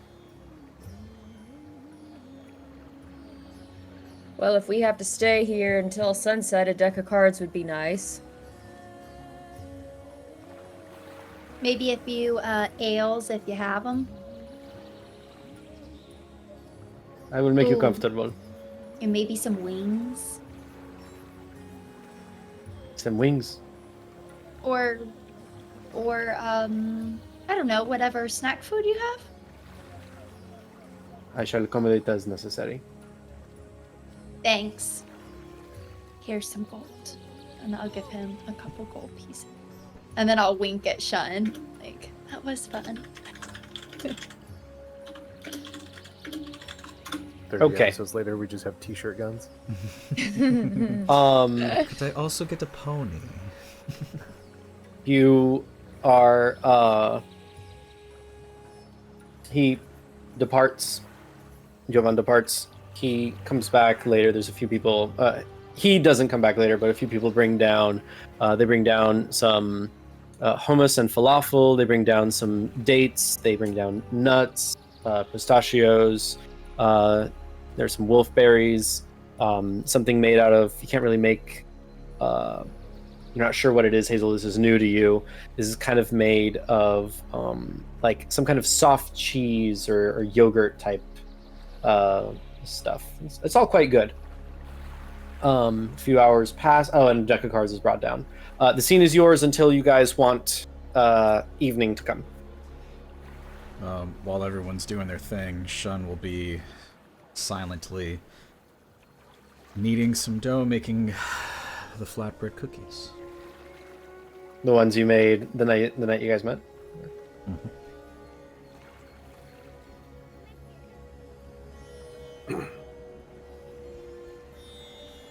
Yusef Halil. Frigari, you were better than him. I've seen that. I've seen you fight better than him. Maybe, but if my choices were between being ranked 1 in the arena, enslaved, versus not being ranked at all and being where we are now, I would definitely choose the latter. So he can have the number 1 ranking as far as I'm concerned, as I'm like shuffling my deck. Very true. I mean, one fight and you lose the rank. But I don't know. I just feel like the Alam family should have taken a harder hit than they did. They must be powerful if they were to recover so quick after your exit. Powerful or corrupt, I think they're synonymous here. Fair. Are you excited to meet the Caban family, or do you have any ideas? I don't know if I would say excited, seeing as they're basically what's standing in the way of me and getting my family's freedom established. Let's just hope that they're sympathetic people. Although, at least from my experience, I haven't found many noble families to exhibit those traits, so I guess we'll just have to find out when the day comes. Be optimistic, right? Always.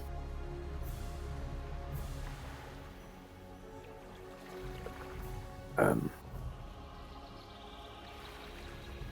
need you all to try these. And he just quickly tosses 3 cookies. Tell me your honest opinions, Byyyeee. That's delicious. I like toss it up and like it lands in my mouth like in one solid swoop. Make a Shun, up to you. You may do this with disadvantage if you are super nervous, or you may do this with advantage if you think you can get into a flow state because of the reason you're cooking these. It is, or you can do a straight roll. It's entirely yours, your decision. Cooking utensils.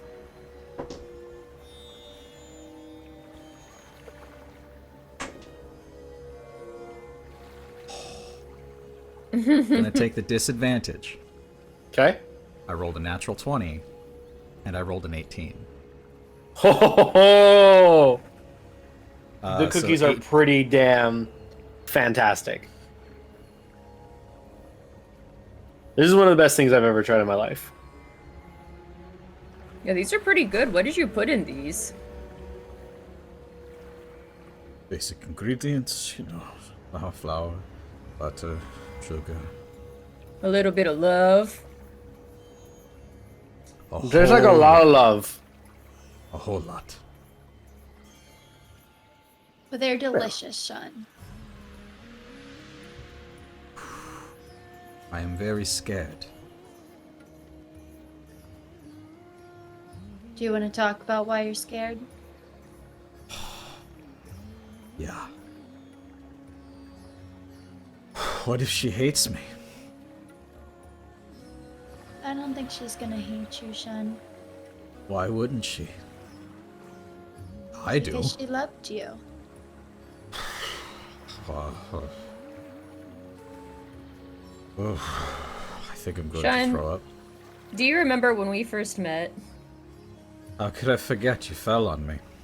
Well, yeah, that probably didn't lead to a great start of a friendship, but I mean, we didn't get along for, probably a couple weeks, and I think as we got to know each other, it's honestly hard not to like you. And I feel like I clash with enough people, as you've seen throughout the months.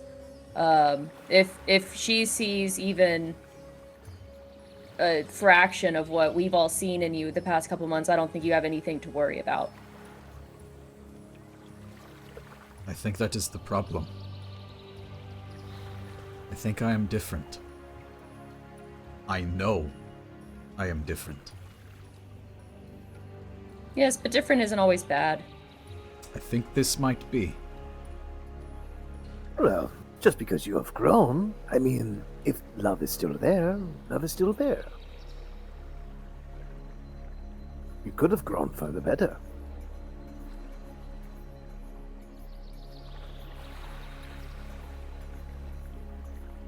Shun thinks back to the night in the Moonlight Sanctuary and looks down to his bands, now thinner. Maybe. Well, there's only one way to find out, and I don't think that being anxious and worrying about it incessantly is going to necessarily make it any easier on you. So while we wait, why don't we play a round of cards? Do you have a game of choice to get your mind off of things?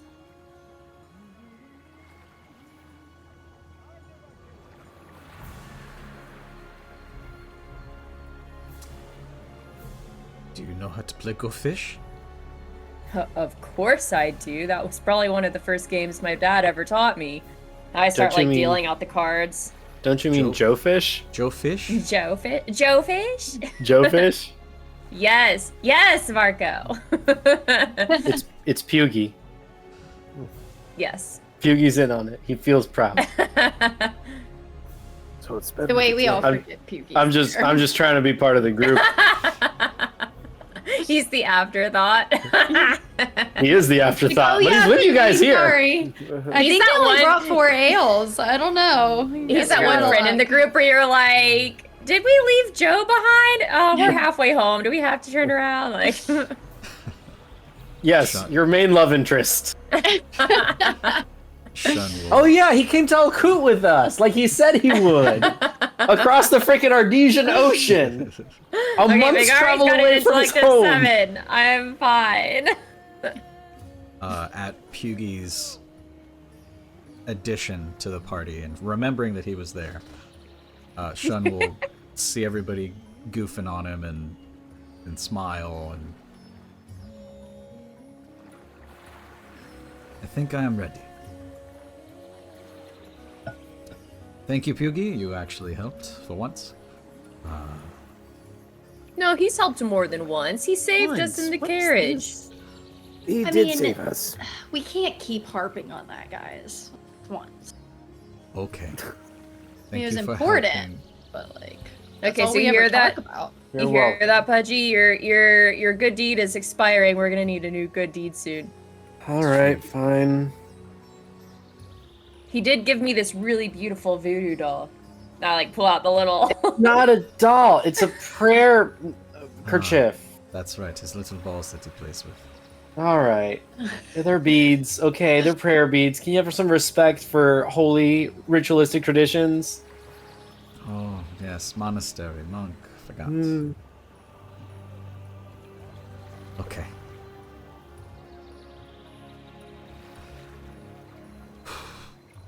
You The got this, Shun. hours pass.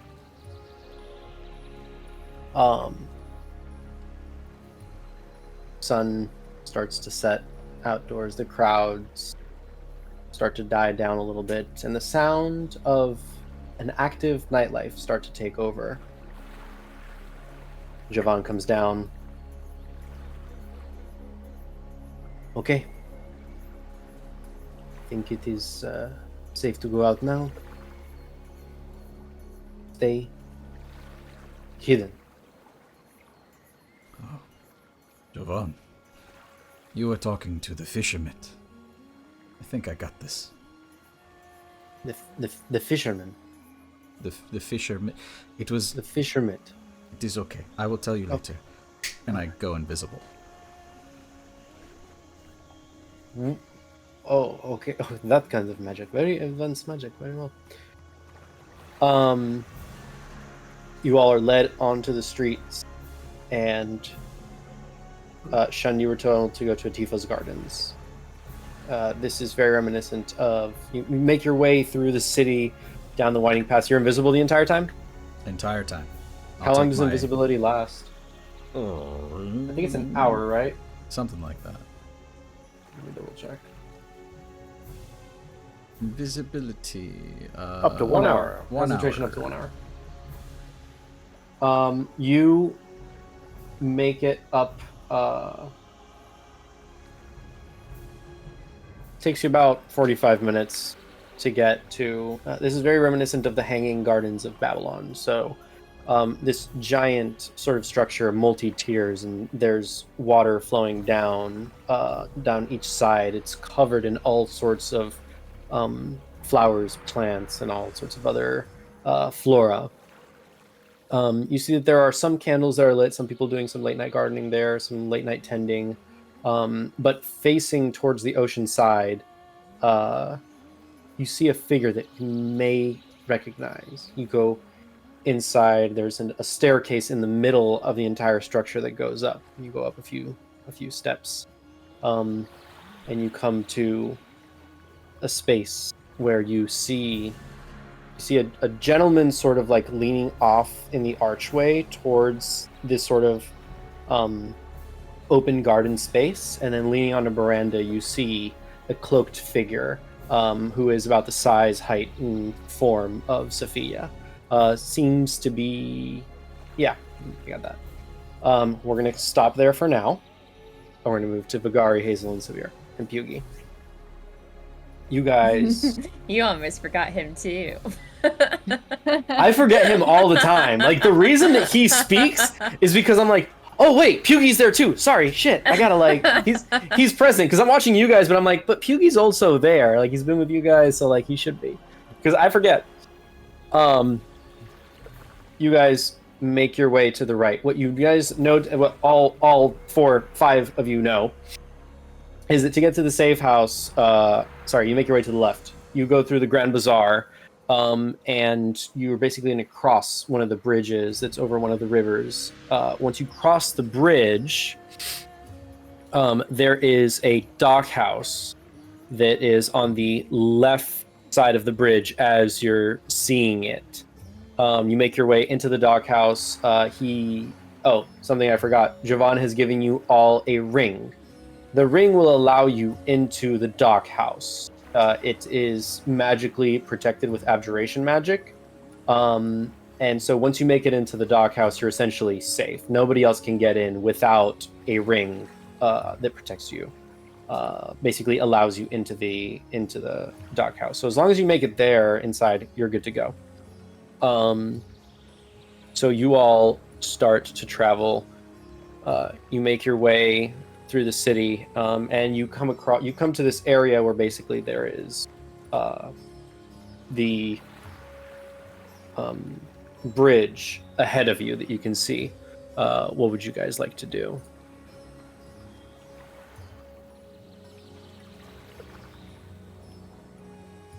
Should we wait for Shun, or just go and then just open the docks?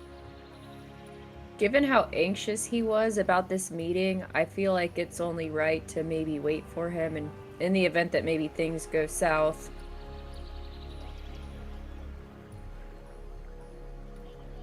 Maybe keep an eye out. Stay to the shadows. Yeah, like I've been saying, I don't really trust people here, and he's with guards, or she's with guards. You don't know how things are going to turn. Maybe it'd be good for us to be at least close enough by where if something bad happens, maybe we're in earshot. I didn't even think it could be a trap. What if it is a trap? I don't know if it's so much of a trap, I just don't trust whoever they're with.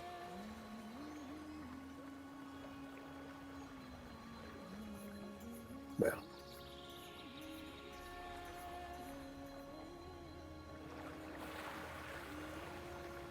I'm by your side, so if we choose to sit here and wait, I'll wait.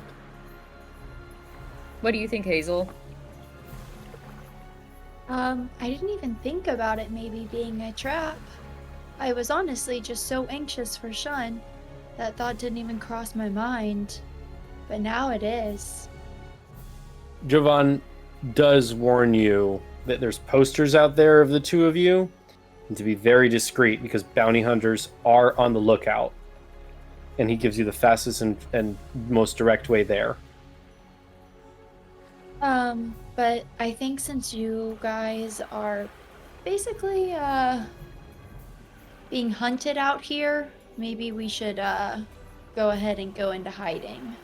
Or maybe if you guys want to, Byyyeee and I, y'all can go ahead and go into the safe house, and Byyyeee and I can stay out here and keep an eye out for Shun. I think that sounds good, and if things go south and you guys need backup, I mean, I don't necessarily want to use our one use of ascending to, go towards something like this, but if you guys need desperate help, please just telepathy to us and we can come back. DM, do we still have some of those mushrooms left? You get the mushrooms 1 use a day, with a survival check to see how many hours you get. Well, we always have the mushrooms just in case. We could use those if needed. On second thought, yeah, that's probably better. Okay, perfect. So, worst comes to worst. Do we have to do that beforehand and like split it, or can we all do it individually? One of you rolls a survival check. It tells you how many spores you're able to gather. That's a total number of hours, and you hand that out directly to everybody. It's basically a minimum of 1 hour for each of you. Is the lowest that you can roll. If you roll a 5 or above. If you roll below a 5, you get no spores. But 5 or above, you get minimum of 1 hour, and then it scales from there. So yeah. I will say, you guys are deciding this now. Shun was not present for the spores. Right. Well, Okay. So one of the 3 of you, or 4 of you, if you guys want Puggy too, can roll a survival check. I'll roll it if that's okay with everybody, unless somebody else prefers to do so. You can roll. Yeah. Okay. I rolled an 18 plus 4 is 22. 22. You guys get 8 hours worth of spores. Okay. Or, sorry, no, 16 hours, because that's divided equally. So 16 hours a piece, or 16 divided by 4, so 16 divided by however many people you want to consume it. Well, then it'll be the 4 of us, I guess. Okay. So that's 4 hours for each of 4 you, hours apiece. for Okay. Puggy, Vagari, and Severe. Okay, so I'll divvy that up to everybody. And then I'll just, I'm gonna go ahead and use mine, just in case. So, I'll start my 4 hours. Puggy Then will I also guess- take his 4 Yeah, I'll hours. go ahead and take mine. I will also eat as well. Okay. So Hazel and Puggy are going to Atifa's garden to kind of keep an eye out. And then Vagarians of here, you guys are going straight to the safe house. Yep. Okay. Let's do this, just so that I know which way to go. Vagarians of here, one of you pick. Well, I'll tell you what. Do you guys want 20 or 1? And Shun, you'll take 1 or 20, whichever one you guys decide, and we'll decide who goes first. Anybody say a number? You choose, Vagari. 20! 1. Oops. Shun, Hazel, and Puggy go first. Oh, Hazel. no. You walk towards the docks. You and Puggy see the gardens, and you see, lights. The candles that are left of people kind of tending start to go out a little bit. It seems to be a little quieting down. Shun, you are on this 3rd story tier of these gardens, as described. A gentleman kind of standing there, and you see this cloaked figure by the banister, about the size and dimensions of Sophia, last you recall. Okay. All right, Sean, you got this. You got this. You got this. You got this. You got this. You got this. You have about 15 minutes left in your invisibility. For about 5 more minutes. You got this. You got this. You got this. And instead of stepping out of invisibility, I will cast Disguise Self to rid the gold bands and the black the last time Sophia saw me. So it's just all the red. All right, natural Shun. Natural Shun au natural. Shun au natural. Okay. Original flavor. Original flavor. You better work. With cookies in hand. Slow steps. Forward. The guy in the entryway kind of doesn't seem to move, just kind of stares at you as you walk by, doesn't say anything, just kind of his eyes kind of follow you. That's it.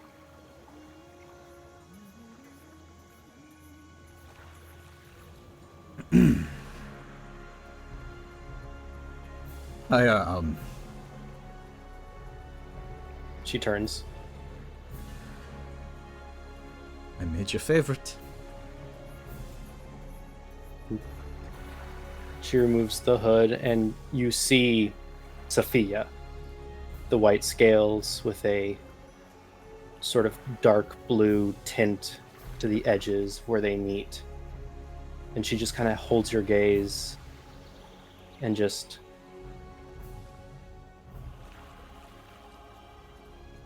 Is that really you? Is this me? Is that really you? And she kind of puts her hand on her chest and just... It's me. And she like starts to reach out and just kind of recoils a little bit. And just like, will you step into the moonlight? And I'll step forward. She like sees you, takes like one step back, puts her hand on the banister behind her. It is you. Yes. She doesn't move, she just reaches her hand out to you. I'll take her hand. She like grasps your hand. Her hands are slightly rougher than you remember them. As you feel her skin and scales, they look like they have marks on them. Her scales are more rough to the touch. She pulls you in and just like presses her head against your chest, and she feels still, completely still, and she just holds you. And just, I never thought I'd see you again. Wraps her arms around you. The only thing kept me going was knowing that we would be together again. And here we are.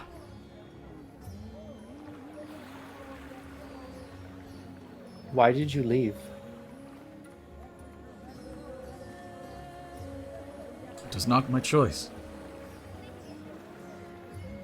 You abandoned me. No.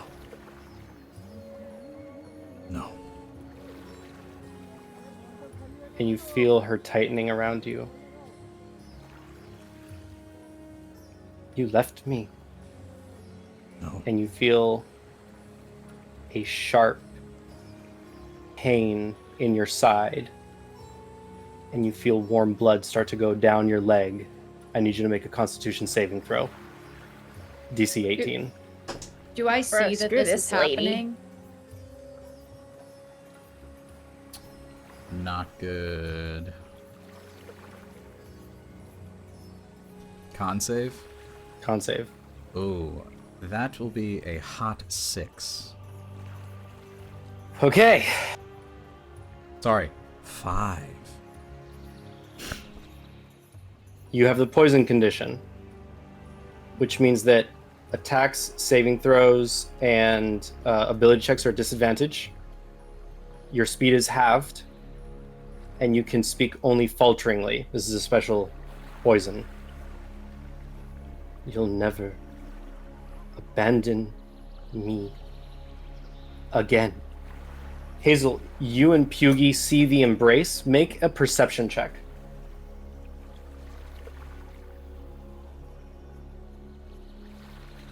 17. You can tell that something's gone wrong. Hughie, something's gone wrong. And then I'm going to tell the other two back at the safe house as well. And then, but I'm going to tell them to stay put, not to leave. Okay. We're going to cut here for a second. We're going to cut here for a second. Damn it, Magari, stay safe! Go to Vakari and Severe. Vakari and Severe, what are you guys doing? You guys are walking down the road. Well, I'm imagining I hear Hazel talking to us at this point, like, yo, something's gone wrong. You have some time before that gets to you.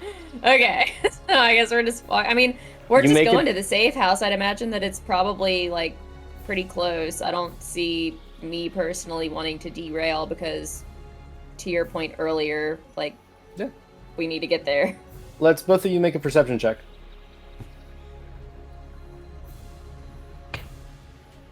11. 22. Vagari, you have relaxed. You know, the sound and the smells of the nightlife is kind of intoxicating and having a good time.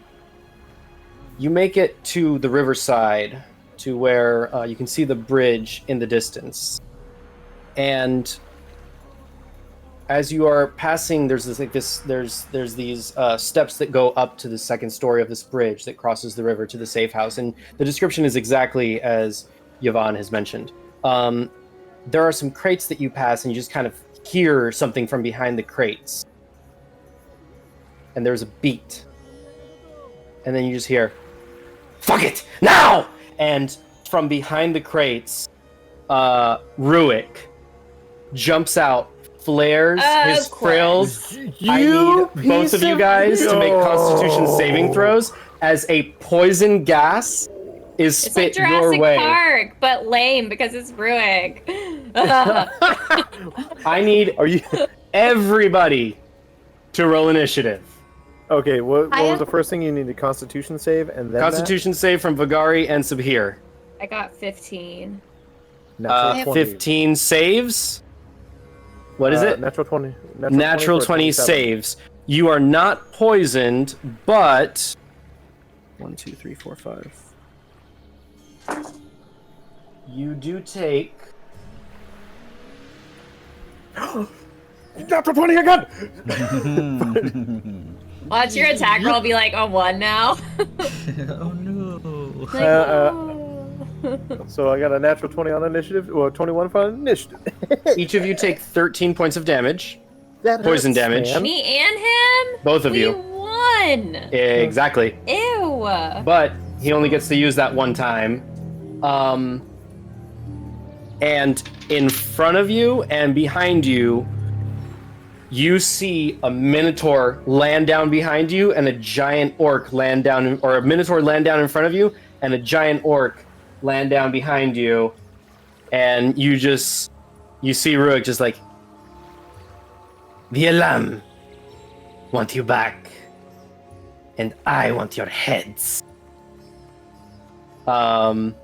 What's everybody's initiative score? Let's go. Well, while people are rolling, can I, like, before he sprays the acid, can I see his little thingies, like, flare up and just knowing his You rolled an fighting style? 11 of insight, or 11 perception, and you are surprised. So I can't use Stone's Endurance? Oh, you can use it as a reaction, yeah. Yeah, I was gonna say, because, like, I know his fighting style from back when we were in the arena. So, like, once he does his little, like, Jurassic Park, like, I know it's coming. So I, like, kind of brace myself for it. So that would reduce it by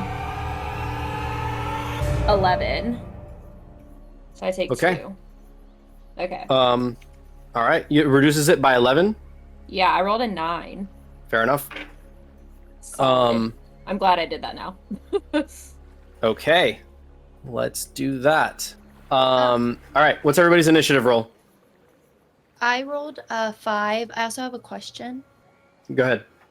When we would have traveled after the duel, would Sabir and Pugy would they have like recovered, or would they still have the damage from their duel? Yeah, Like, you guys would they are have all. rested? Yeah, they would have long rested for sure. Yeah, Okay. Okay. like was it just was checking. weeks of travel. You guys have long rested. Okay. I just wanted Everybody to should be long rested right now. And Shun, after you used your disguise self when you arrived in Alkut, you short rested in the Thousand Lantern Oasis. So Oh, you yeah. guys are good to go. And would I still be surprised if I rolled a 23 on the perception? You are not surprised. So when your turn comes around, you get to take your action. Vagari, your turn will be. You basically lose your turn because of the surprise. Okay. Okay.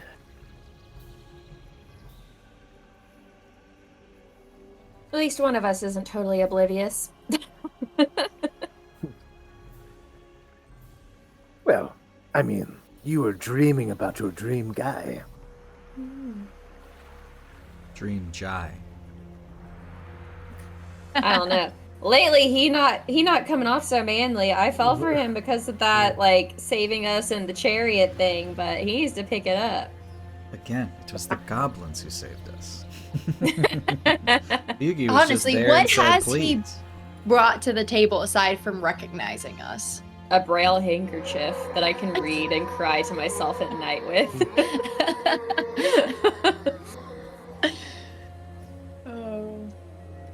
Poor Byyyeee. I feel like he's just the one who gets bullied. Like, we have just decided to full on bully him in this experience. We're like, you know what? He has given up, like, everything to come adventuring with us. And, like, you know what we should do? Did it for a girl. Bully He him. did it himself.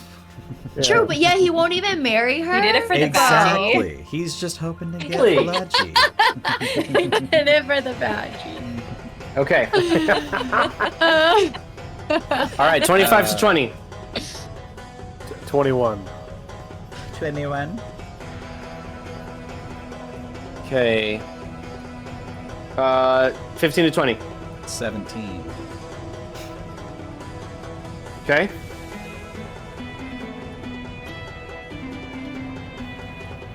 Ten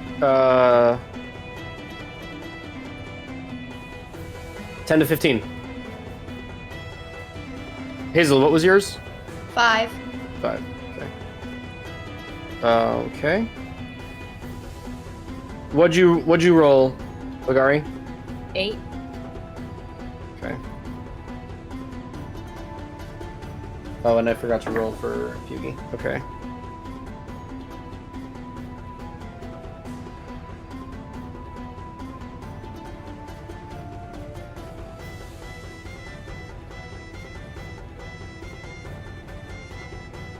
All right. Legend of That Zelda. is what? Very Legend of Zelda. Yeah, it's good stuff. All right, we can move to roll 20. Roll 20 is really more for Vigari and Subhir. We're not going to have a scene for you, Shun. So.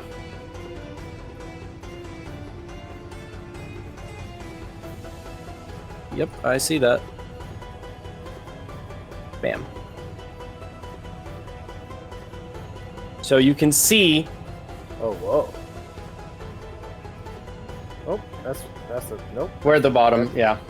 So that's basically the downstairs.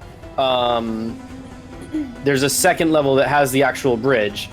So to be clear, you guys have this giant minotaur here, this giant orc here, Ruik is here.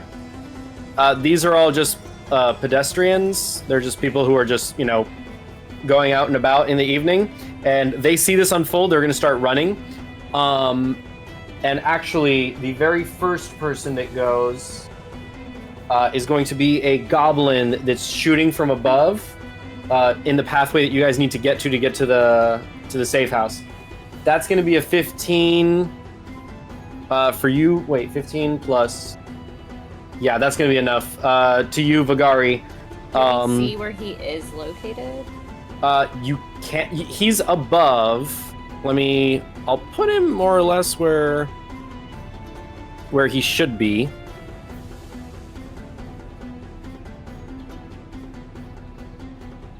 Okay. He would be about there. Okie doke. Okay. So that's a. That's 3 points of 4 points of damage to you, Vigari, from the goblin.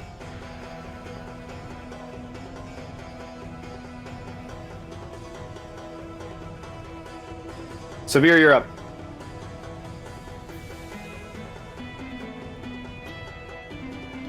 You're always a shit fighter, Rurik. Cheap tricks. And I will go ahead and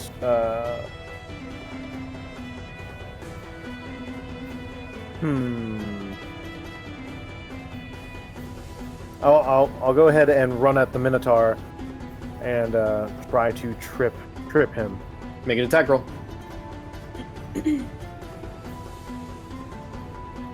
11. Does not hit. Okay. And then as a bonus action, I will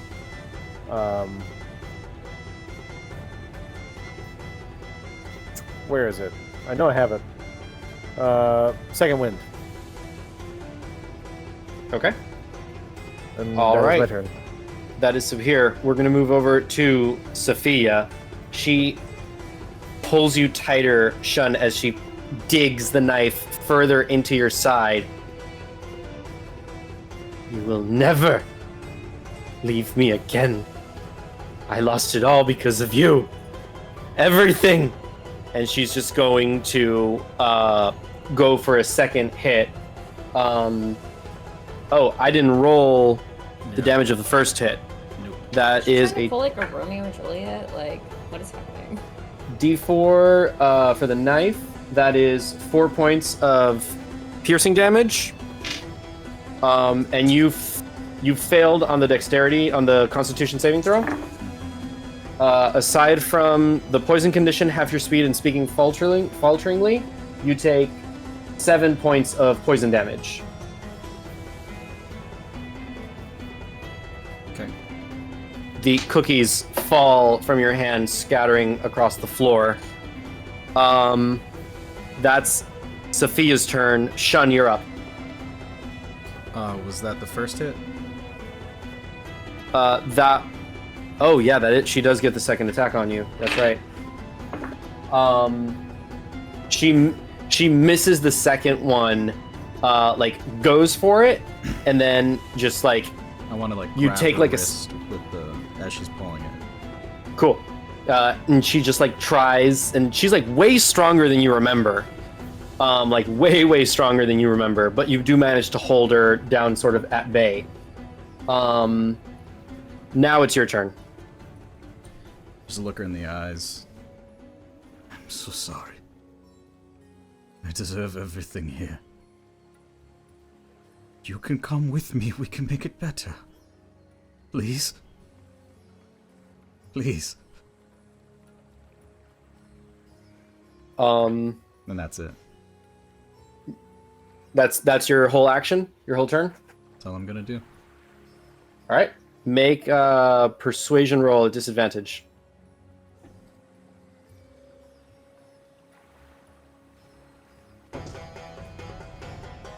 Hazel, at this point, you do see the 2 stabs into Shun, and you see the resistance there. 6.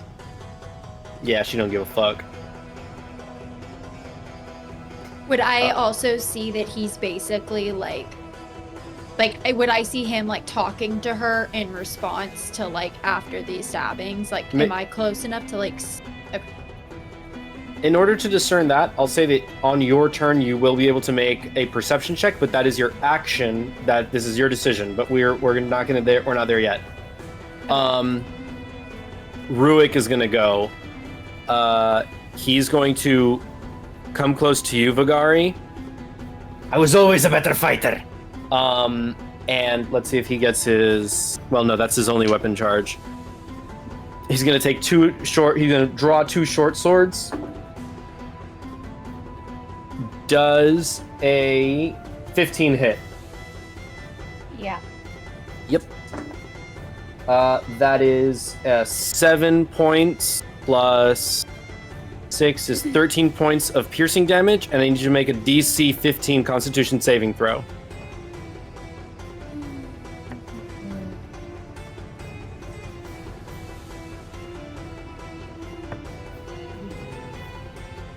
That is a 10.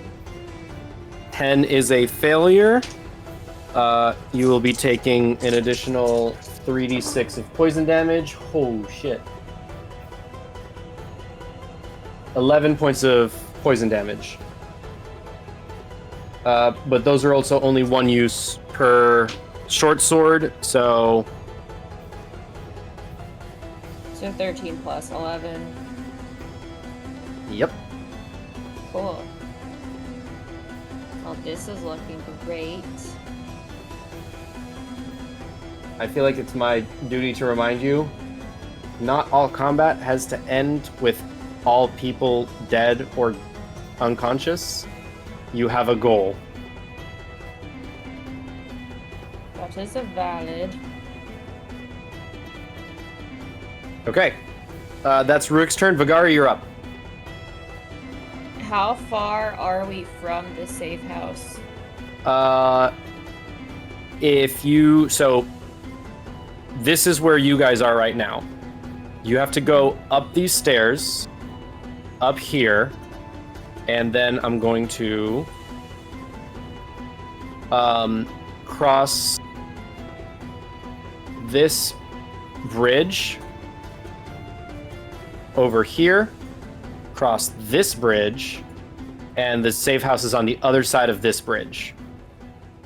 Okay, I am going to rage and dash and run up the stairs.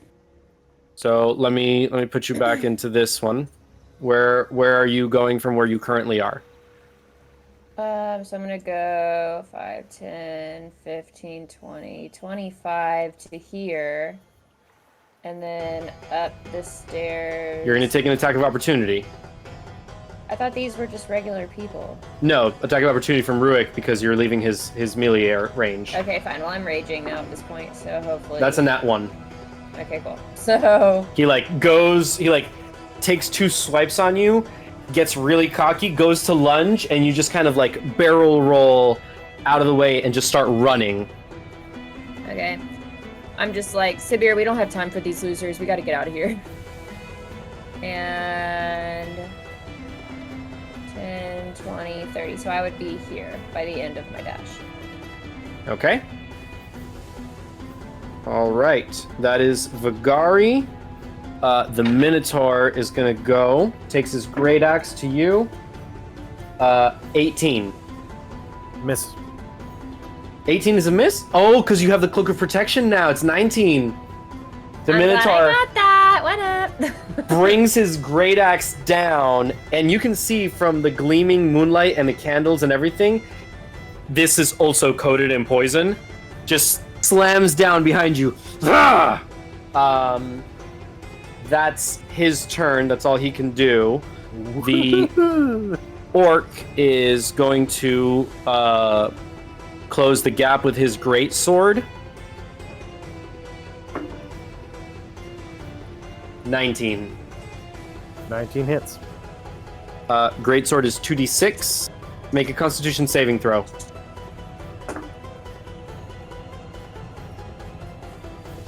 14. 14 is a failure. The DC is 15. You take 5 points of slashing damage from the great sword, and you take 12 points of poison damage from the poison.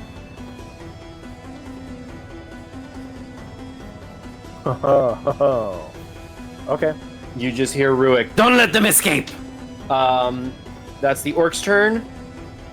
Pugy is gonna go. He looks at you, Hazel. What do you mean something's gone wrong? And he's gonna hold his action to move, to take half his movement to like prepare to run at whatever you say, because he didn't perceive it. So now it's your turn.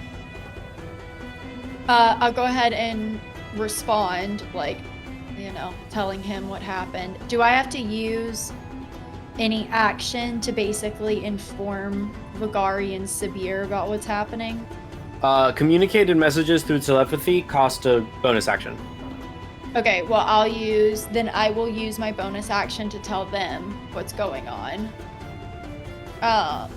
And then how far away am I from Shun?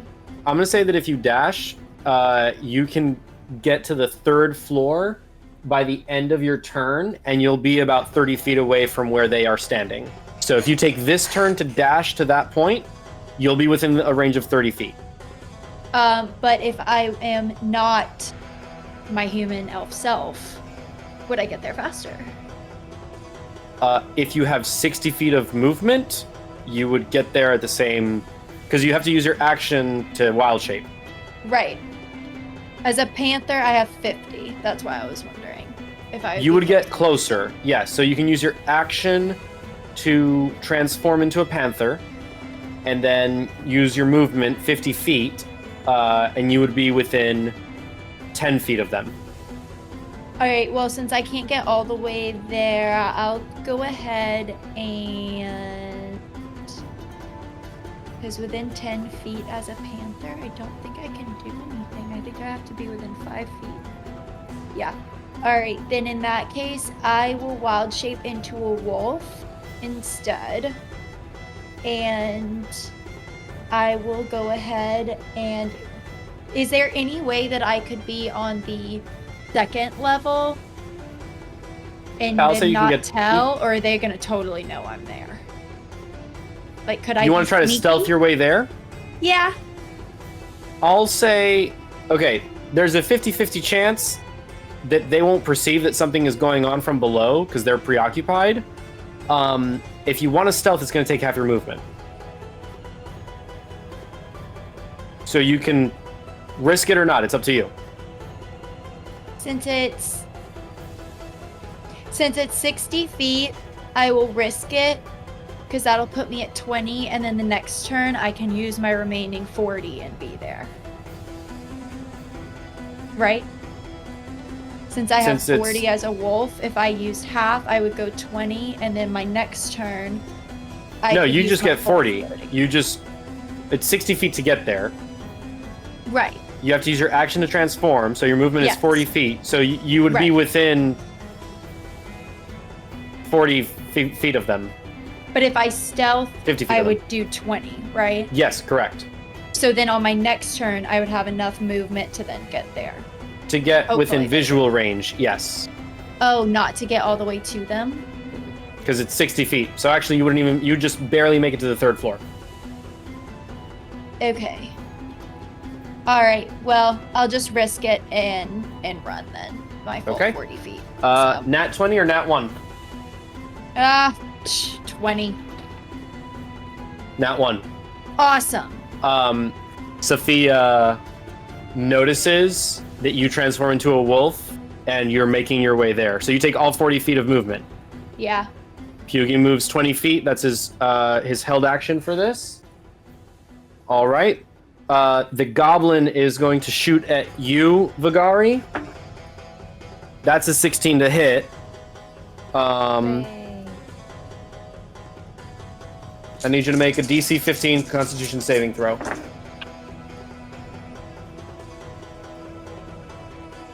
That is a 11. 11 fails. You're going to take the 3 poison damage as well. It's 1 point of Get piercing reduced. plus 2. Sorry, plus 3. So that's 4 points of piercing damage. And you are going to take... What is this? This is 2, 3, 4... 4 points of poison damage. I really Does rolled that like get shit this one. reduced? All right, that's the goblin's turn. We're But wait, does that get reduced? Because I'm You- raged. the piercing does get reduced, so that's halved. Oh, and your bear totem, so all of that is halved. Hell yeah. Sweet. So you All said right. it was how much? Shit, I moved all the dice already. It was 4 points of piercing and I believe 4 points of poison. Okay. So 8 halved is 4. Sweet. All right, Subhir, you're up. After getting stabbed in the back or slashed in the back with a greatsword, I'll kind of look up where Vigari is and just like, oh, and I'll reach out with my right hand and I'll be like, please, Help. Family. and I'll summon one of my family members, Zarna, and they will be right by Vigari, and then I will sacrifice 15 of my movement, and I will teleport them. Okay. Does this this doesn't create attack of opportunity? This is a magical teleport. The range is 60, right? For the teleport, Yeah. the teleport is. I magically swap places regardless of the distance. Oh shit. As long as the ghost, if it's more than 30 feet away from me at the end of my turn, it gets destroyed. Okay. All right. Yeah. So I can- place I can yourself. send it Place out. yourself wherever you want. And just Oh, jeez. What am I doing? They hit hard, Vigori. and I'll use the rest of my movement, which is 20 feet, and I'll run up the stairs. Okay. Let me move these guys to where they should be. Goodness me, why can't I?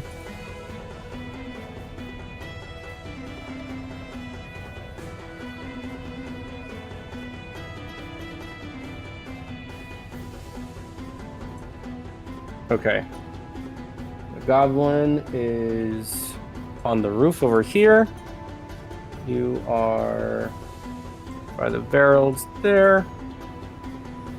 And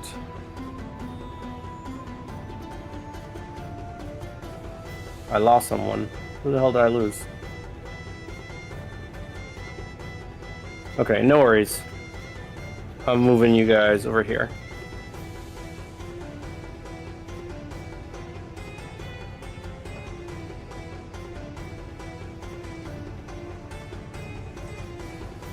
I feel like I'm missing somebody. Who am I missing? Oh, I know who I'm missing. Got it. Sorry about that, guys. Minotaured. Yep.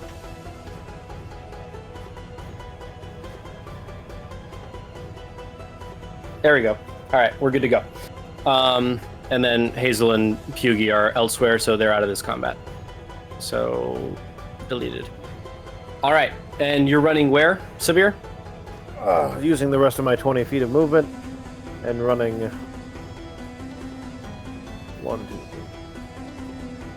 Wait, there we go. That is it. All right. These people freak out. They're running. They turn to leave down this alleyway from the fighting. This guy freaks out. He runs, goes to turn to run this way. Okay, that's Sabir. Sophia is gonna go.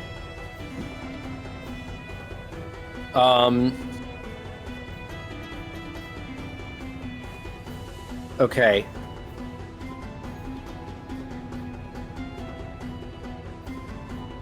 Sophia looks at you, and you see her eyes. They turn a sort of green, and she looks at you in the eyes, and she just says, "Sit on the veranda. I need you to make a charisma saving throw."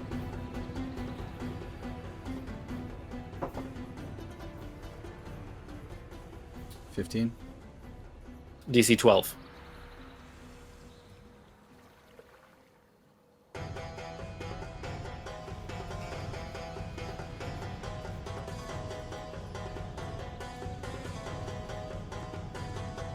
You get advantage if you're hostile towards her.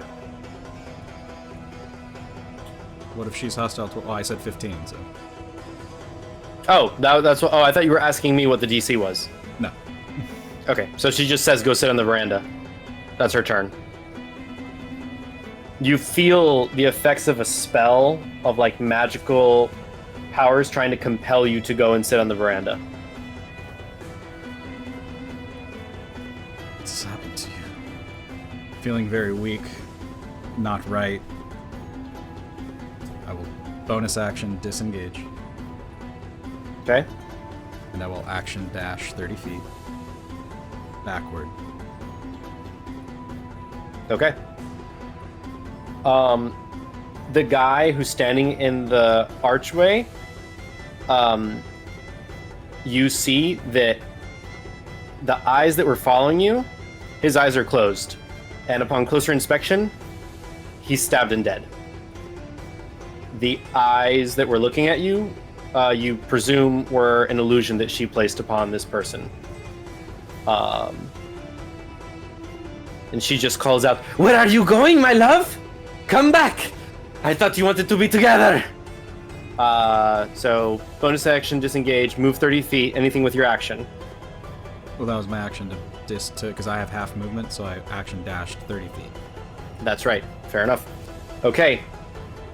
Ruik is gonna go. He's going to action dash as well to get here. Not so fast. Vagari, you're up. Okay.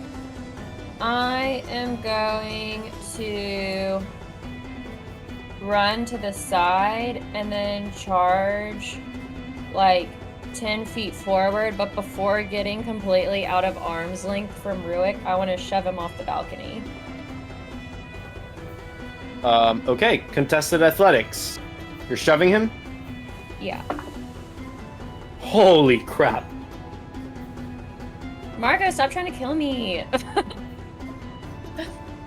Yes! I got a 24. Beat that. I rolled a natural 20. However, this is contested. And a natural 20 is not an automatic success on a contested skill check. So I rolled a nat 20.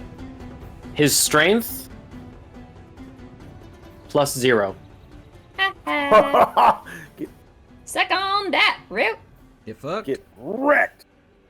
He is shoved. Describe how you shove him. So I'm just like running past him. I'm just like, maybe if you did a little less shit talking and a little more training, you wouldn't be such a little bitch. And I just like shove him off and I just keep running forward. You just see him try to like stab you, just like, no, no, no! Bye bye. Run while you can!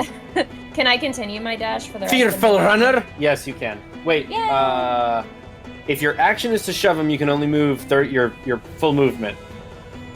Okay, well then I'll just take the rest. You can't of the action 20 feet. dash.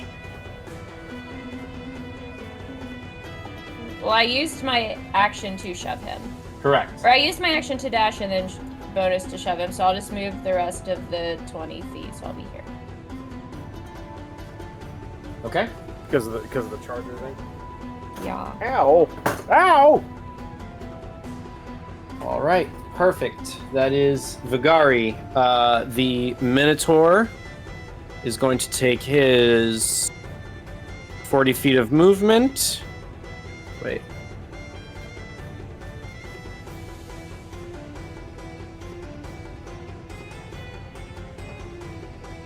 To get right. That's not 40. Ew. He's taking his action to dash to get in front of you. Oh my god. He gets 40 feet, so that's 80 feet of movement. That's the Minotaur. Hughie is going to take his action to dash. He has 40 feet, so he zooms past you, Hazel, and he's like right next to you, Shun, and he's like, "What the fuck is going on?" Something not right. He puts his fists up. You're not in good shape, my guy. No. Here, take this. And he gives you his potion of... so he's going to use his action... Oh, no, he uses his action to dash. It's an action to feed somebody else a potion. So he just holds the potion out, allowing you to reach for it on your turn or to feed it to you when it comes back to his turn, depending on what you do. But he's just looks very uncertain. He's just like, I got to defend myself. Like, we got to figure something out. As he shows up, you see Sophia go, fuck. Things never go according to plan, do they? Hazel, you're up. Yes. All right. How far am I from Shun and Pugie at this point? You said you were stealthing? No, you said you were going. You're about 20 feet from where Shun and Byyyeee are. All right, I am going to go and run up next to Shun and Byyyeee, and then can I, as my action, do like a perception check to basically see what Shun would want me to do, like if he would be absolutely against me attacking her. Insight check. Insight check, okay.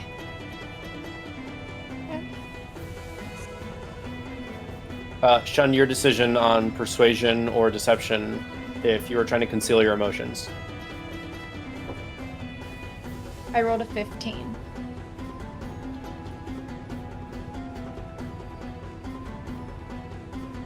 If you're trying to hide your emotions, you need to roll below her for her to discern it. If you're trying to telegraph your emotions, you have to roll higher than her insight.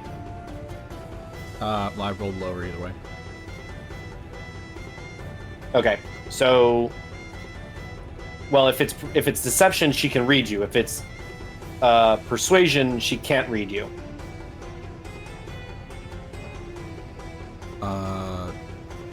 You would see Shun is confused but not angry.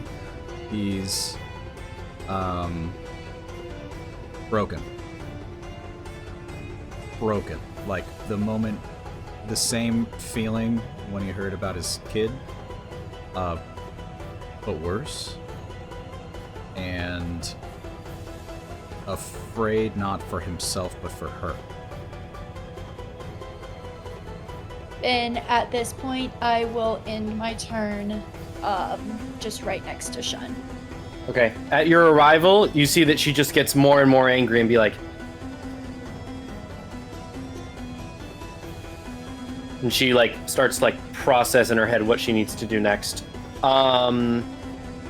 Goblin is gonna go. He's going to move up here. He's gonna take a shot at Yusuf here. That's not gonna be enough, and it's your turn. Okay. Bonus action, potion of healing. Okay? If I can grab the D4, it's like Kung Pao all over again.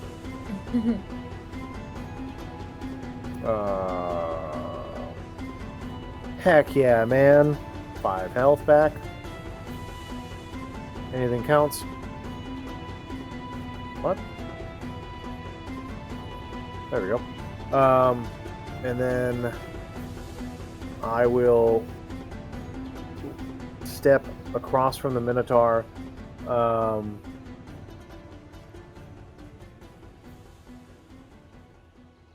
And I will... dang it.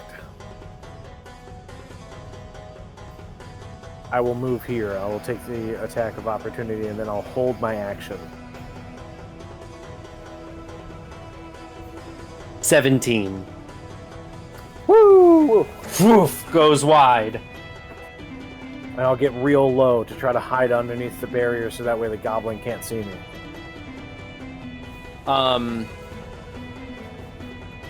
Alright. You're gonna try to oh, well, you're... Okay. I'm holding my action, but I want to get low if, like, that's a little barrier, so that way try to, like, provide cover from the goblin. Fair enough. Sophia's turn. She sees Byyyeee and Hazel show up, looks at you, Shun. Make an insight check.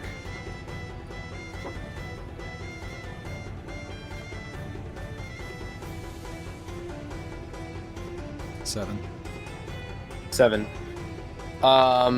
Can't really read her. She just looks at you, gets closer, like takes a step back, gets closer to the banister. Come to me, my love. DC 12 charisma saving throw. Sorry, wisdom saving throw. Charisma is her ability for this. It should have been wisdom before as well. My bad. And you rolled 15 on the die, so it should be fine. Yeah. Well, it would have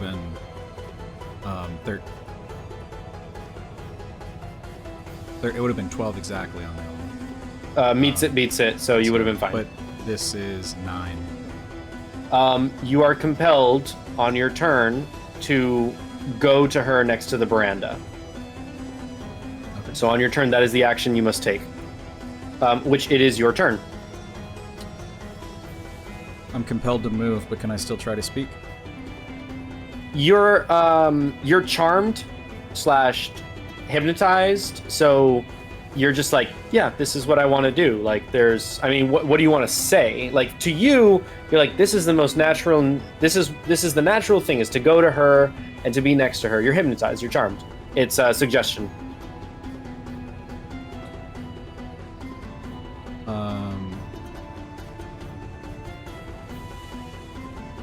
Like, your mind is not your own Then during this hypnosis. Then I'm just gonna stagger forward 15 feet. Okay. And I was 30 feet away, so I'm halfway.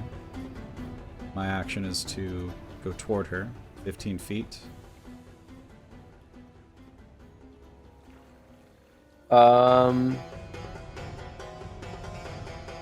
Target most wisdom on a failed save pursues the course of action you describe to the best of its ability. So if you can use her action to move the other 30 feet, or bonus action to move the other, or 15 feet to be next to her, that's what the spell says you gotta do. It says action. The suggested course of action on a failed save pursues the course of action you describe to the best of its ability. So the course of action, not like what you use your action for. If she says, come to me, you got to do that to your best of your ability, using every resource available to you to do so. Okay, then 30 feet. Okay, so you are now next to her. That's Shun. Ruik is going to go. He is prone, so he needs to take 15 feet to stand up. He's going to go 5, 10, 15 to get here. And then his action... 5, 10, 15, 20, 25, 30. That's all Ruik can do. He's like, the Lion Cub does not matter. Get the Goliath. Vagari, you're up. I am going to dash around this guy and take 60 feet. So he'll probably have attack of opportunity. Does a 13 hit? If he already used his reaction to attack me and miss. That's right. He does not have a reaction to use. Okay, so I'm right here. Yeah. Okay. Vagari, at this point... this guy's gonna run and jump into the water. These people are scared. They jump into the water. This guy has walked over here. He sees you coming and he's panicking. Okay, now we're good here. That's Vagari. The Minotaur. He gets his 40 feet of movement. Well, I held an action. Is Ruik still on the ground? Ruik has moved up to the bridge. Okay, and what about the orc? Orc has not... Oh, I think I skipped the orc's turn. He would go 5, 10, 15, 20, 25, 30, 35, 40, 45, 50, 55, 60. Uses action to dash. I did skip the orc last time. Thank you. Got it. All right. In that case, can I use my action for the Javelin of Lightning? You can certainly do so. Okay. But... You have to recover it, though. Ah! I know! I know! It's your call. Yeah, why not? Does a 17 hit the Minotaur? 17 does hit the Minotaur. Okay, so in a 120-foot line, which would strike all three of them 5 foot wide, they all have to make a dexterity save. I think that you should read the description of the item properly. Each creature in the line excluding you must make a DC 13. Lightning bolt turns back into a javelin when it reaches the target. When it reaches the target. Yeah. Oh, I guess so- 120 feet no matter what. Yeah, forming a Yeah, forming that's a line fine. 5 foot wide that Yeah, that's extends fine. out from you Yeah, to yeah. a target. Nah, it's So it right. says- I thought it was only as far as the target goes, but it's not the case. Okay. Oh wait, no. You're right because it says to a target within 120 feet. So No, I'd have to hit. but it I'd have to hit Ruick. that's what I am understanding from the rule, from the thing. But the javelin has a range of 30 feet and a long range of 120 feet. So you would roll a disadvantage against Ruick if you were aiming for Ruick. But the line of lightning goes out 120 feet no matter what. So either way, you're like the line will go anyway. Okay. But I was reading it the way that we interpreted just now, that like it only goes as far as the target that you're aiming for, but don't worry about it. Okay. So I'll be like, You're supposed to be magical. Stormy skies for their eyes. and I'll just hurl it. And would you please be able to make a 3 dexterity saves? For a 3, and the Minotaur rolled a nat 20. Okay, so he takes half as much. Yes.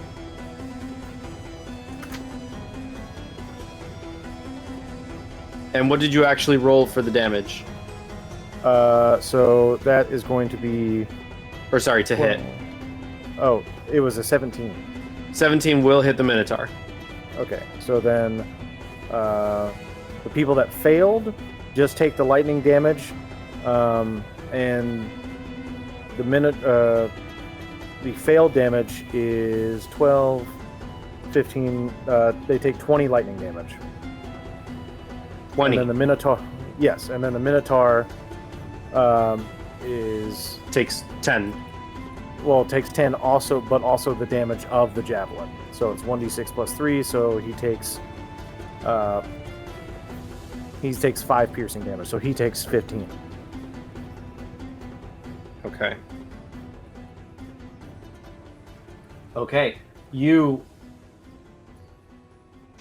launch the javelin, a burst of lightning goes through. A bunch of people, like, you have the attention of everyone. This gets very loud very quickly. They all take the damage.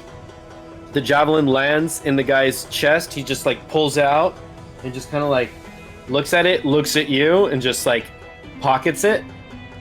Well, he might. We'll see. We'll say it goes through and lands at his feet. It hits him, but it, like, strikes him, but it lands at his feet. Okay. That is your turn. Would you allow me Yeah. an action surge? Yes. Because I did not move my full movement. So I'll run up. I'll run up to it, grab it, action surge, and then I'll bonus action cast a manifest a ghost, and then and then I'll teleport.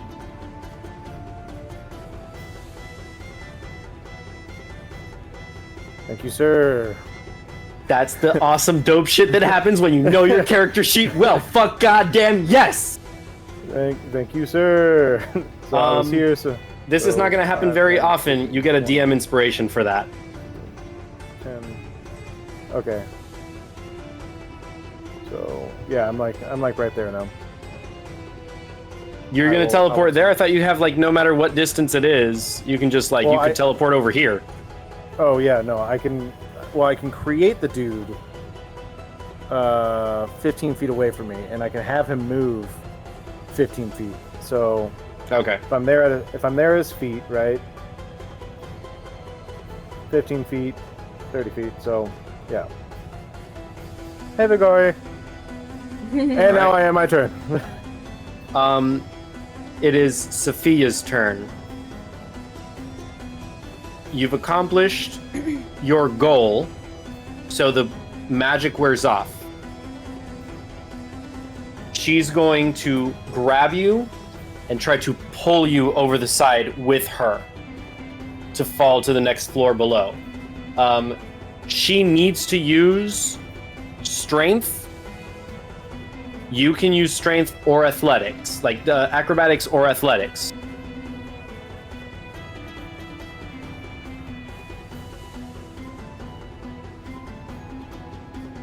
Gonna bust out the old right hand for this one. She rolled a 15. Acrobatics or athletics? Correct. 23. Okay.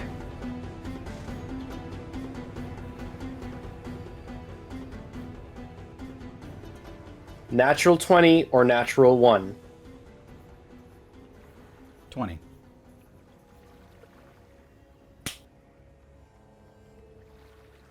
Natural 20.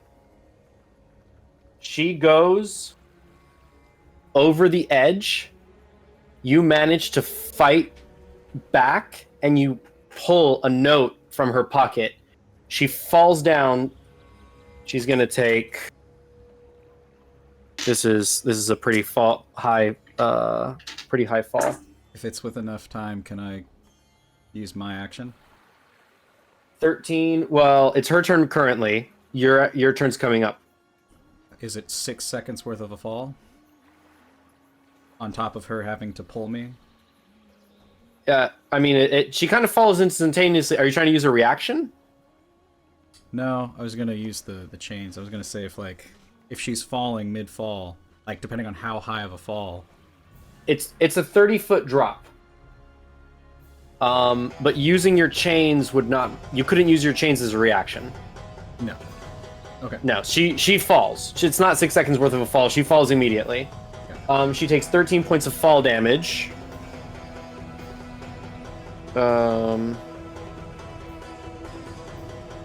Okay. And she just looks up at you angrily. And she starts to run away. That is her turn. Now it's your turn.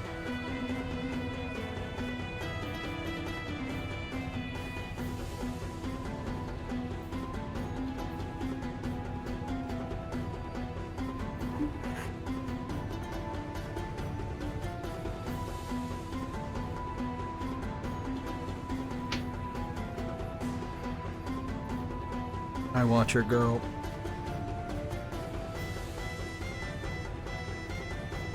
You do nothing? Nope. Okay. Make a perception check with disadvantage.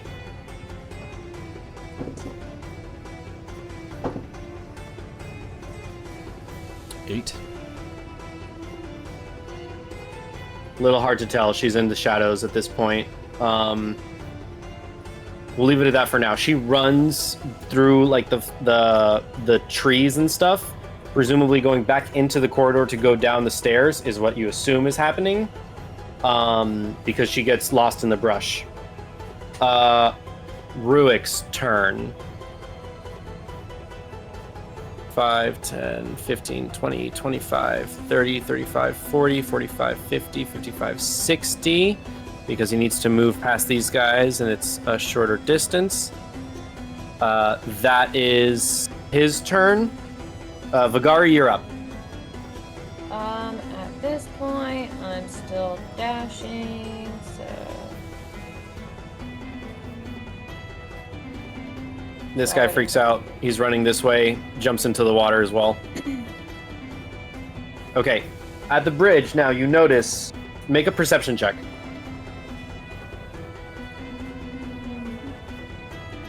9. 9. Nah, you're too distracted to notice anything. You just start crossing the bridge. The Minotaur has 80 feet of move, or 40 feet of movement. 5, 10, 15, 20, 25, 30, 35, 40. He does get... Wait, let me just double check that I did that right.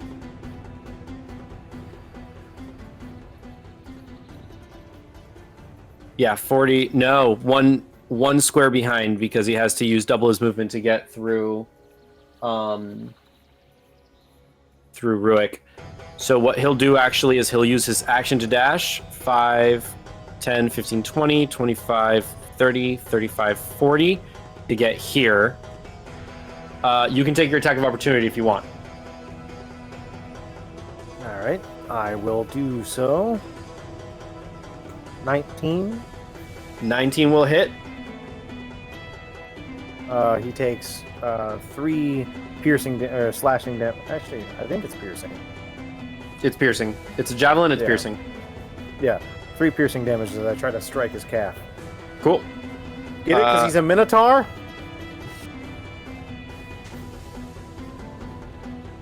Fair enough. Okay. The orc's turn. 5, 10. He's going to jump on the roof. 15, 20, 25, 30, 35, 40, 45, 50, 55, 60. And he's going to try to block you. That's the Minotaur's turn.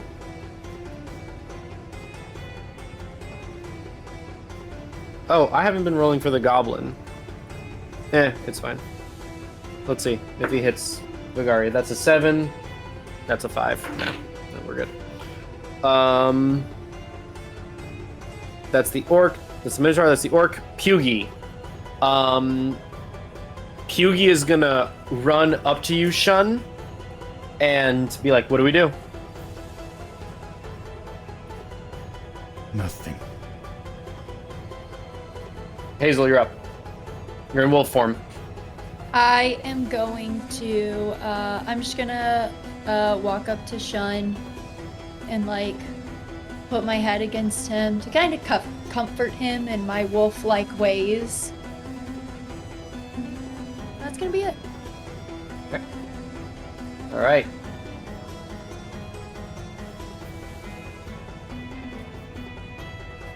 Goblin is going to move up to on top of these barrels here.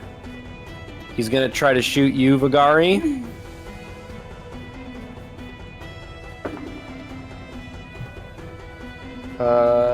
Okay, does a 19 hit? Yep. 3 points of damage. So reduced. Yes, halved because of rage.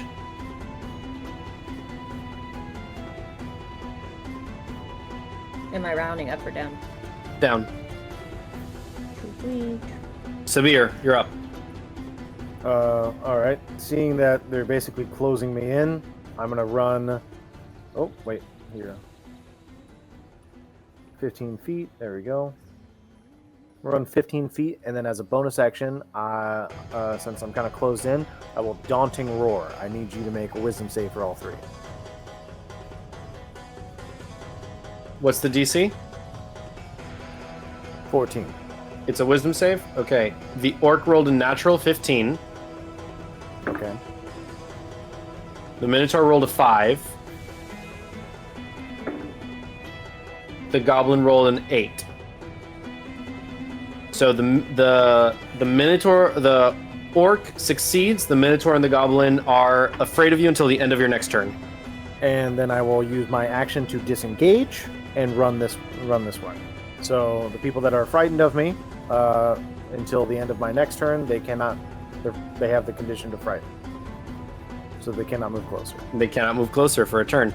Make a perception check.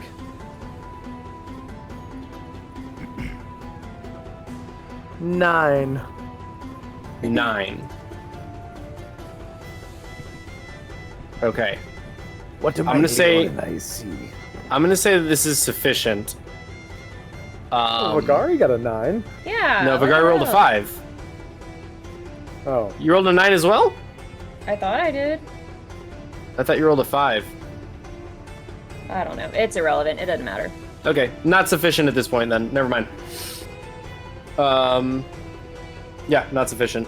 Fair enough. Sapir, that's your turn? Yeah. Sophia takes off. Sean, we're gonna leave your scene alone until we resolve this. I feel like something bad's about to happen because Marco really wanted us to perceive something on this bridge.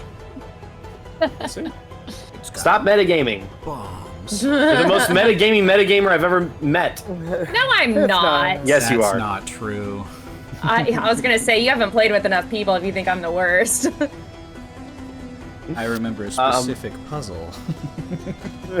I understand that. I understand I that. felt Ruick bad. has 16. I felt really bad. Okay. Ruick is gonna go. He's gonna take his full action. It's not gonna be sufficient. He'll get up to here. Can he take? Yeah, no, he uses an action to dash. He can't do anything. Vagari, you're up. I am still dashing. So I'm here. Okay, make a second perception check because you're at the end of the bridge now. I rolled an 8. Not sufficient. All right. Minotaur gets 5, 10. Oh no, he can't move because he's afraid.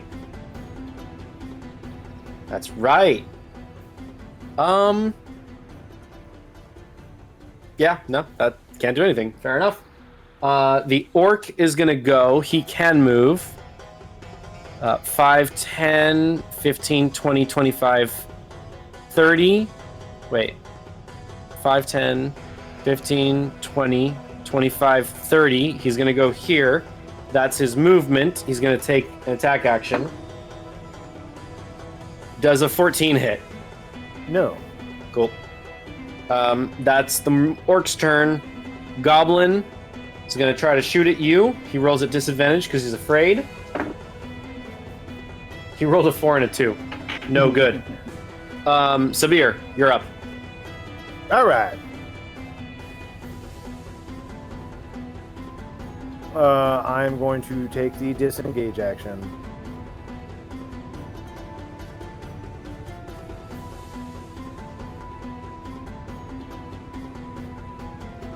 There we go. And then I will, Vagari, how can they keep running? And I'll just, I'll end my turn. So I got kind of spent at this point. Fair enough. Ruick, 5, 10, 15. No.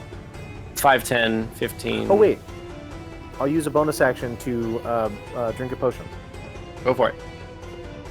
5, 10, 15, 20, 25, 30.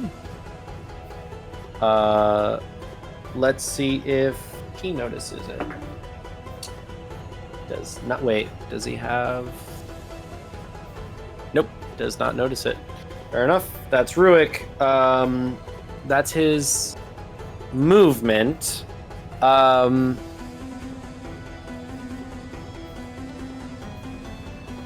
He's gonna try to shoot you, Subhir. Okay. Takes out a crossbow. 3. It goes long, lands into the water. No good. That's Ruick. Right Vagari, you're up. I am running the rest of the way. Is the entrance here? The entrance is here. Okay, so I would make it at this point. But I'm gonna wait by the door just to make sure that Severe, like, gets in. Fair enough. All So right. I'm not, like, in. Fair enough. Minotaur is not afraid anymore. 5, 10, 15, 20, 25, 30, 40 for his movement. Let's see if he notices at this juncture. No, not enough. 5, 10, 15, 20, 25, 30. He's going to get right in front of you. That's his action to do that. Orc, 5, 10, 15, 20, 25, 30. Gets right there. I'll put him right over here. He will take his action to attack you. He rolled a natural 2. God, these people are sucking. Goblin moves over here. He's going to try to shoot you. Nope. That's a 7 plus 4 is not going to be enough. Severe, you're up. Okay. Sean, in your bag of holding, is everything in there? No. Only things I got were rug, candle. Oh, the candle of deep I had. So I would have given that back to you. Orb of direction. There is a potion of healing from myself. Yeah. So the only thing you gave me was candle of deep and the orb of direction. You had everything else. Dang it. Okay. Dang it. Okay. In that case, I will. Ooh, I gotta use disengage. That's not good. So yeah, I'll disengage again, and just.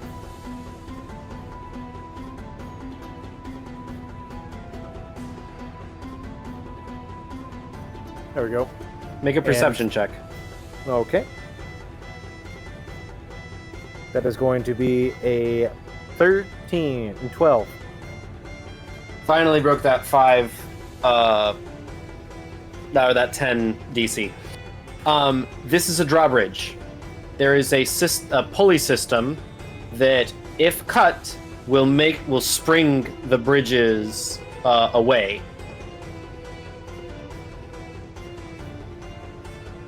Hell yeah. Is this the end of your turn? It is the end of my turn. Okay. I use my action to disengage. You did. You did. Okay. Ruick. 5, 10, 15, 20, 25, 30. He's going to take his action to shoot you.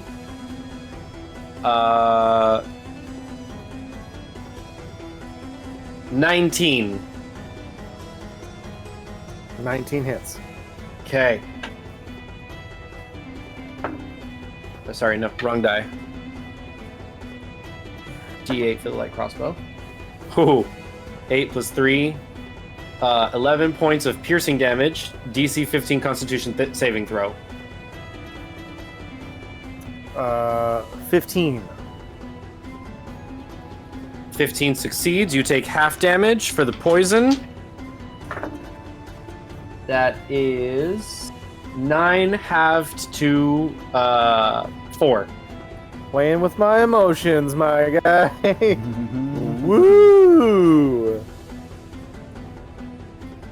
Okay. That is Ruick's turn. Vagari, you are up. I'm just staying. Can I ready an action?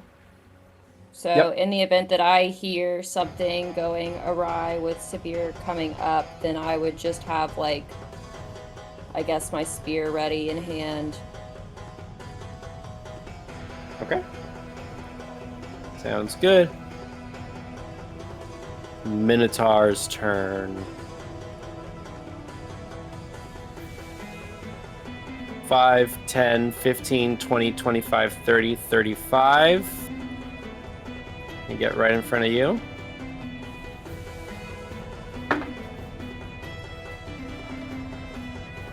$16.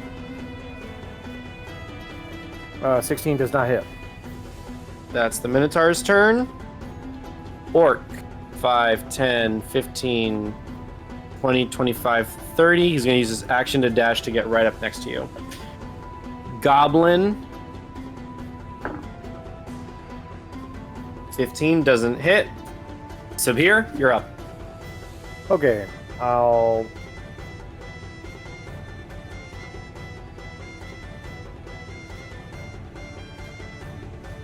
I hate the water. Don't you? And I'll use my bonus action, and I'll high five one of my other family members, and I'll bring Gemma from the breach, and I'll use my Unleash Incarnation, and we'll both make an attack on the ropes for the drawbridge, Okay, the pulley system. make an attack roll. Does a 14 hit ropes? A 14 does hit ropes. Okay. So then, If it's slashing damage, double the damage. You need a minimum of 5. I do have a short sword. Which did you say you were using? I didn't say it yet, but I mean, I grabbed the javelin. You have your javelin drawn. Yeah. Okay. So, Gemma has a short sword. Ah! That. Oh wait, no. So then it's. So I do 6 damage with my spear, or with my javelin, and then, she does. Hey, 8 damage with the short sword. The rope bridge springs to either side, launching Ruik back here, launching the orc right overhead. You are just on the cusp, so you don't get any kind of issue, but the bridges are now up in the upright position. There's no way to cross the water. What else do you do? Okay. And the orc is prone. Yeah, that was my bonus action. That was my bonus action and my action to do that.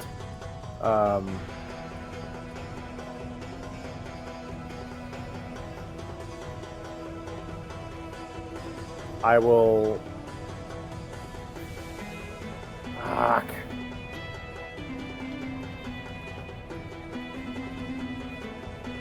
I will dive into the water and swim. Well, before Okay. he does that, do I hear any of this? Hear any of what? Like, The commotion? Yeah, for sure.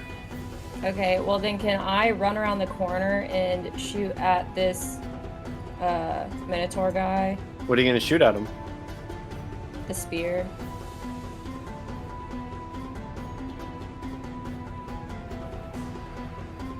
30 feet. Yeah. You can certainly try. You roll at disadvantage because it's greater than 20 feet. 20 feet is the regular range, 60 feet is the long range. So anything above 20 is disadvantage. Could she run up closer? She could run up closer. That's what I was thinking. So if I ran here, I could probably see over this ledge. Yeah, you can see over the ledge. Okay. 25 feet, still disadvantage. Boom. 25 feet, still disadvantage. Boom. 25 feet, still disadvantage. Boom. 25 feet, still disadvantage. Boom. 20 feet, there you go. I think it's odd that like the vector doesn't like get shorter as you're going across, but it's fine. That is a 15. That'll hit. Just barely hits. Is 6 points of damage. this a pier? Yes. That is over water. Well, we're a little past that point now. Okay, 6 points of damage. That hits the javelin. He just looks back at you. Sabir. Wait, Vigari, it's not your turn yet. I had a ready to action. You did have a ready to action. You can't move on the ready. We'll pass it. We'll let it happen for now. But next time, like, you can't move. You just have to take the action from where you see the activity going on. Okay. But that's all right. Ruik is going to stand and start to run. He's not doing too hot. Actually, he took a ton of damage.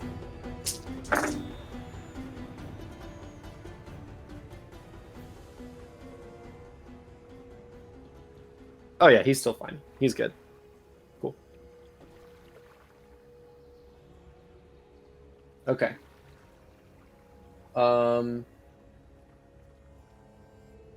That's Ruik's turn. He's gonna use half his movement to get up and take his action to dash. Now, Vagari, it's your turn. Okay. Or sorry, Sabir, you didn't complete yours. My bad. You're gonna go for a swim? I was gonna jump into the water because I can't get around this guy. Okay, he's gonna take an attack of opportunity on you. Well, you can get around him. You just use... No, you can get around him, for sure. Yeah, but He's gonna take an attack of opportunity, and the orc is gonna take an attack of opportunity at disadvantage because it's prone. uh-huh. That is why I'm jumping into the water. Okay? So, one... How far is the drop into the water? It's 20 feet from up here. Okay, does that count as my movement? No, If it's the far. drop doesn't. You just use 10 feet of movement. Okay, so 1, 16 does 2, not hit 3. you. Nope. 1, 2, 3. 15. 1, 2. And can I climb the pier? That pier is... Alright, so you would know this. That pier is at your height in the air. The pier that you would have access to, I'm going to move you to the other map just so that you see what it looks like at this height. You are, for all intents and purposes, in the water over here. So Got it. this is the pier that you can go onto. All right, so I would like to. So I jumped off. So that was 15 feet of movement. So then that's 20, 25. So then I have an extra 10 feet of movement. So if I can get up onto that, or if I can start climbing. I'll say it's enough for you to climb. You can hop onto the pier. Okay, and then I'll end my turn from there. Okay. So you actually are I want to say, yeah, you're out of sight. You've broken eye line with him. So you're around there. You're around this area underneath.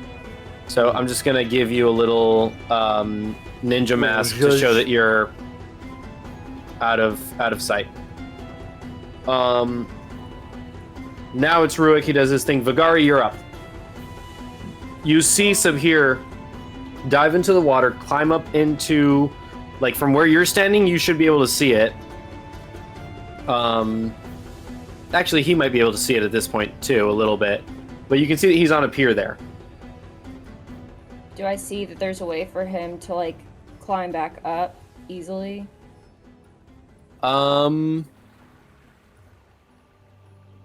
No. The only way that you can see that he gets back up where you guys are standing is coming up to this bridge over here.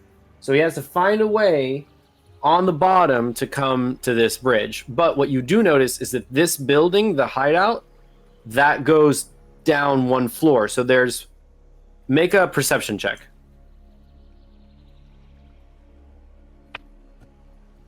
I rolled a 6. 6. Hard to tell, but you know that building is 2 stories and it's right there as well. Like the bottom half is part of this building.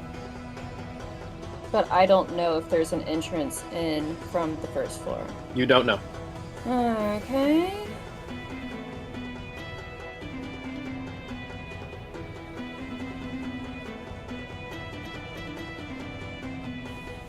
Can I dash around to here, but dash off? Like jump into the water? as well? Yeah. Yeah, sure. Okay, so I'm gonna do that. So I'll say that you're from here. You want to, like, dash into the water. Yeah, then- that's yeah. exactly your movement.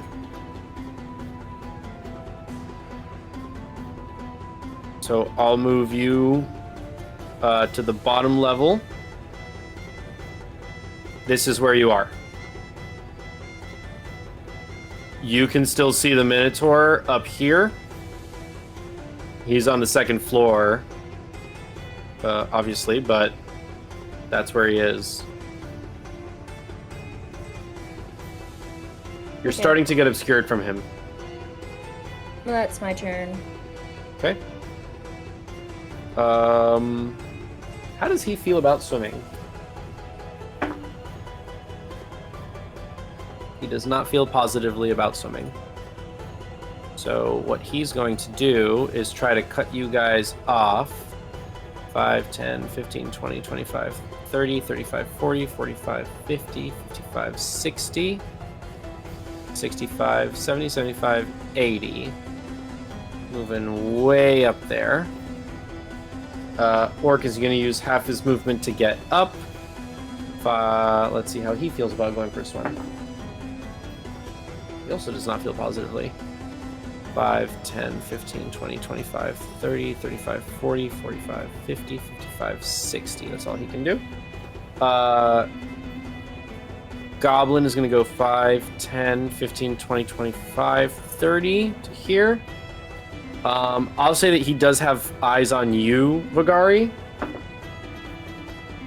That's cocked. Does 18 will definitely hit. 2 points of piercing. Sorry, 4 points of piercing damage. And I'm no longer raged.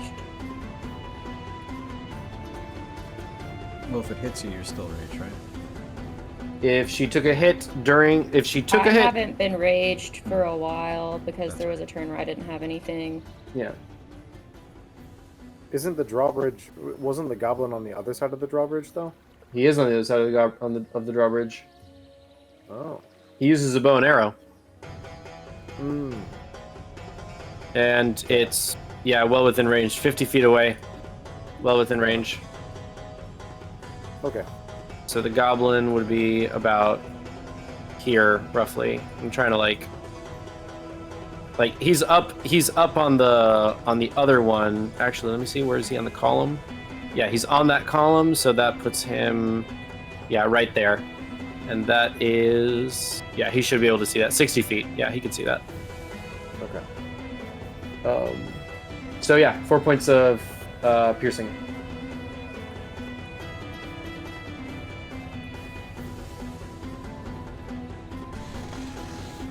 What do you do? I mean, I take it. I can't do anything. Okay. That's the goblin. Sabir, you're up. I use the help action to get Vagari out of the water, if I can. You want to pull her out? Yes. That's that would be a Grapple, grapple and pull. Yeah, so it's a contested athletics. unless She allows herself to do that. Vagari, take my hand. I accept his hand. Okay. And I- You can rotate her to over here if you want. Sweet. Boom. There we go. And then I will look for a door, if any, on the bottom. This is where we're supposed to go, right? There's a door in here. Do you have the ring? You all have a ring. We all have a ring. Okay. And then I book it to the door. You are inside and safe. Ruik is going to run. Vagari, you're up. I'm going to run in as well. All right. You are inside. Matt, we're done with roll 20.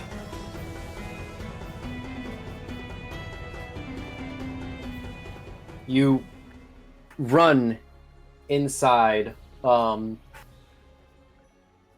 There's a group of people in here. They kind of stare at you and take a look at you, and they immediately start to pull weapons, but then they kind of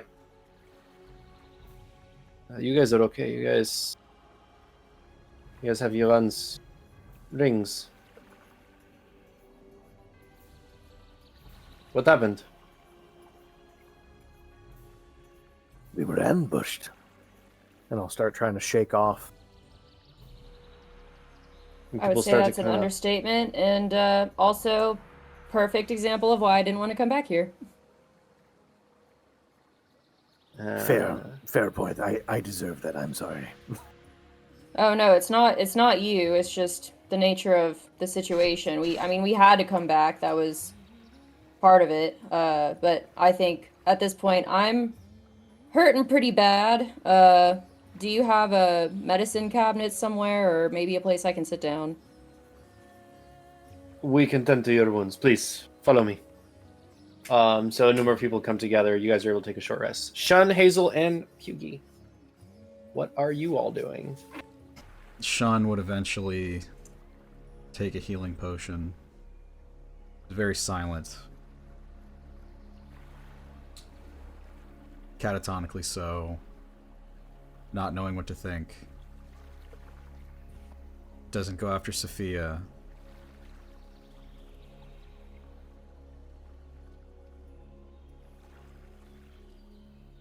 Ooh. Am I still feeling the effects of the poison? It's starting to fade at this point. It's still there. It's still present, but it's yeah. We.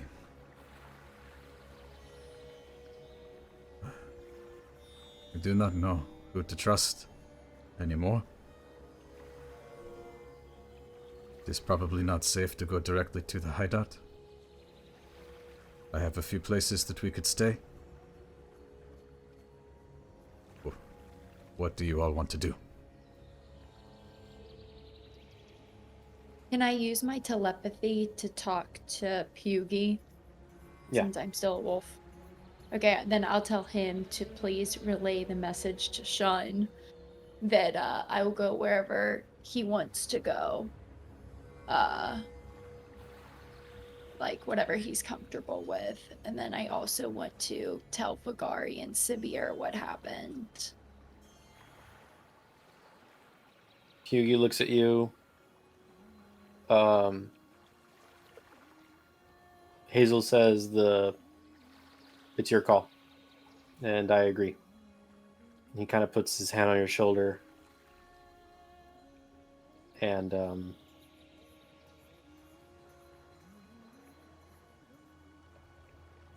yeah, it's up to you. We're letting Vagari and Severe know what happened.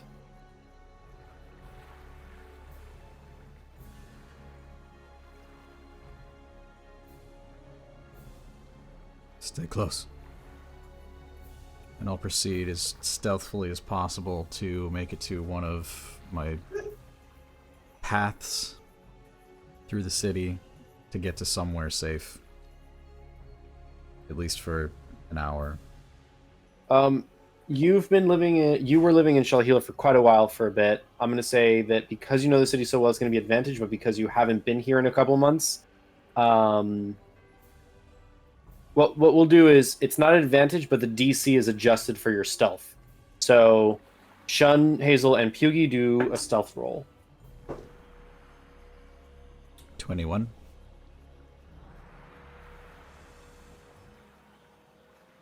15. And 11. I'm going to say that all of that averaged out comes out to a sufficiently good spot. You managed to find one of your hidey holes. It is not much, but it was home.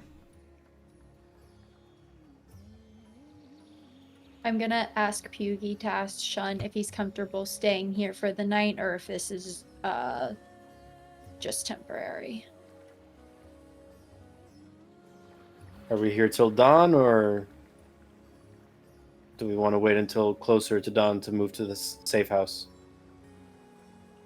Would we have heard of what happened to Sabir and Vagari? Vagari and Sabir and Hazel, are you guys in communication? And I've been telling them stuff all night long. I don't have it. Just radio silence. No. I need I'd that imagine during I need that our- conversation to happen. I do low-key feel ghosted, but it's fine. Well, I'd imagine during our combat with Ryuk and the group, we would have been radio silent because we were busy trying to, like, get out of that situation. But now that we're in the save house, we can be like, sorry we were in a bit of a mess. There's definitely people that are out here hunting us down. So, do you have things handled on your end, or do we need to come back out? Because honestly, with the condition that we're in, I don't know if that's necessarily the smartest move. No, we're fine. Are y'all safe now? Yeah, we're Yes. safe. We're getting our wounds tended to now, but let us know if anything changes, and maybe we can come and support you guys. I think we'll be all right. The night just didn't go as planned, and I think Shun's hurting pretty bad because of it. Not only like somewhat physically hurting, but more emotionally hurting from it. So Yeah, it sounds like the night didn't really go to plan for any of us. Maybe when things calm down, we can do something to make him feel better. yeah, I think that would be a nice thing to do. And at this point, I will go back into my regular self. Okay. After your wounds are tended to, Vagarians appear. You see somebody that's completely wrapped in like a hood, and like you can barely see their eyes. Like everything is covered up. They like walk in, look at you guys, and they close the door behind them and just like drop the dead goblin on the ground.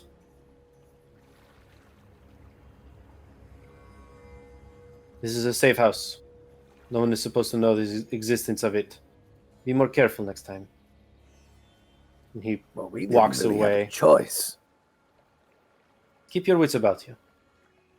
There are a lot of us here that are trying to remain anonymous. This one snooping around. I barely got to him before he was able to get to his companions. Luckily, their trail has gone cold, and the lizard folk that they joined up with has moved on. But just be careful.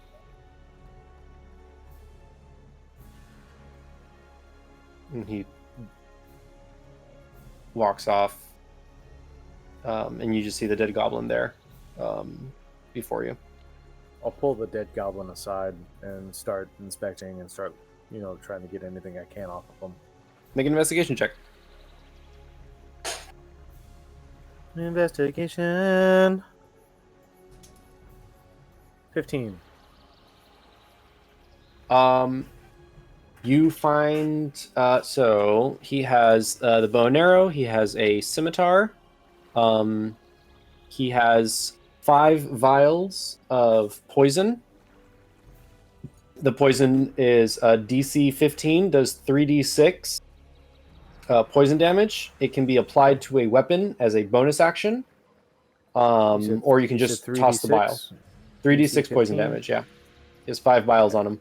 And he has 5 arrows that are also covered in poison.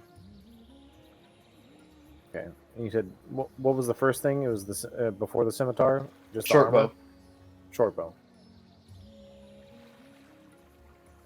Okay. You also find on him a note. Gotcha. All right. Putting that in other position. From dead goblin. Cool. Scene is yours, once again. I mean, they'll be fine, right? Rurik and them don't know that we came there, or came here with Shun and Hazel. Yeah, I don't think that they saw us with them. We had split up long before we even encountered Ryuk and the others, so I think it'll be okay, especially if he continues looking elsewhere. I don't think they'll cross paths.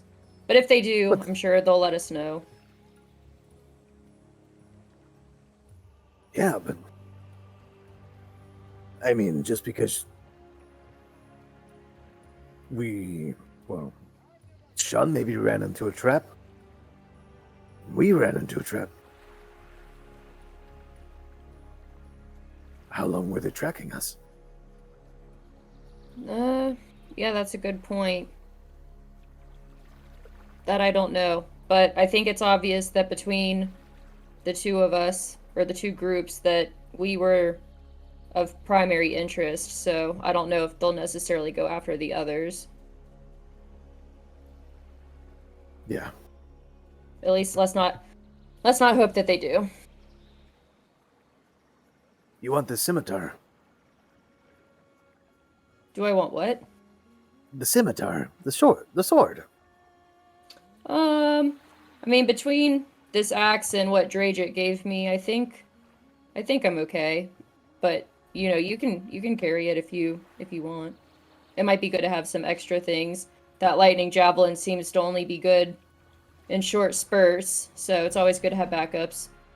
Yeah. I mean, that was insane.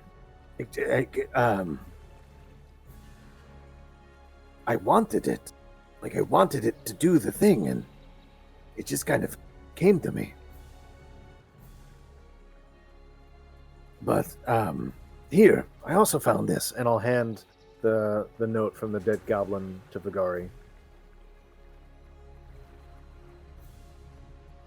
Could be anything. I haven't read it. Yeah, well, maybe we'll get some rest in when we regroup with Shun and Hazel and Pudgy. We can read it together or kind of refocus our attention. Of course. Thanks for having my back. Yeah, of course. I'm not gonna go into the safe house without my brother. I know, but it got kind of dicey there. So I thank you. Yeah, that's what sisters are for. But I think at this point you need to get some rest. I think you might need it more than I do. Yes, I do. I say that as I'm like limping because I'm just like on the brink of passing out. All right, let's find a hovel or something around here and get some sleep. Sounds good. Shun Hazel.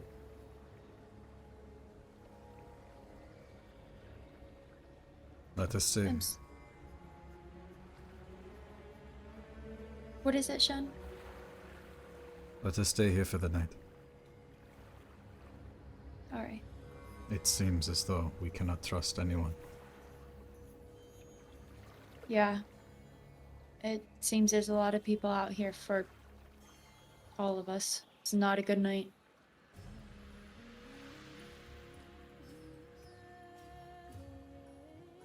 I'm sorry. What are you sorry for? I had hope when I brought you into it. You didn't bring me into anything. I came here on my own. I drug Pugy. Jeez, sorry, Pugy. Long Just night. call me pugilist if you want, or club. Right. I'll do that. Thank you. We came here to make sure you were okay. It was actually, I think it was Vigari's idea, because I didn't think anything like this could happen. But we came here to help you, just to make sure. So you have nothing to be sorry about. He didn't drag us into anything.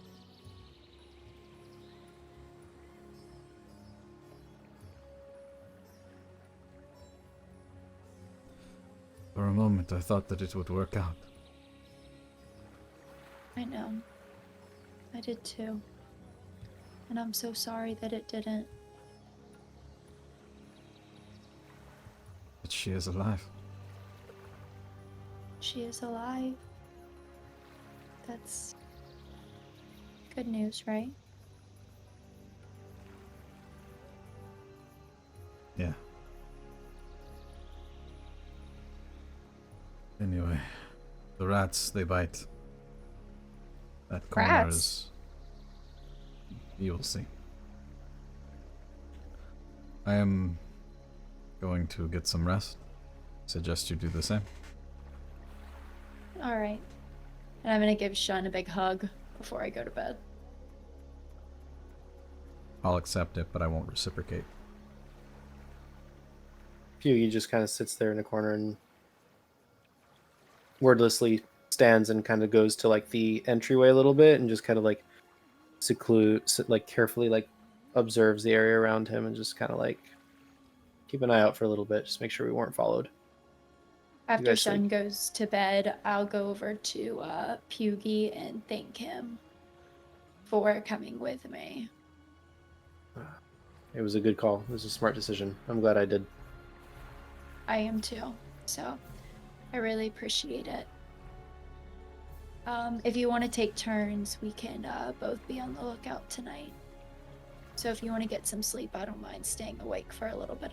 I didn't really do much tonight, so I still have some energy to stay up and keep watch if you want to sleep. Okay. Don't stay up too late. Wake me up for the last watch of the night, okay? Okay, I will. right. Thanks. And Byyyeee goes to sleep. Before Yes. Shun goes to bed, like he did many nights, he'll post up, knees to his chest, facing the wall, pull out the slip of sending paper, and to Kalaim, in the blood by his hip. The next time I see Musa, he is fucking dead. And the second thing, take out the note that I pulled off Sophia and I read it. The note reads,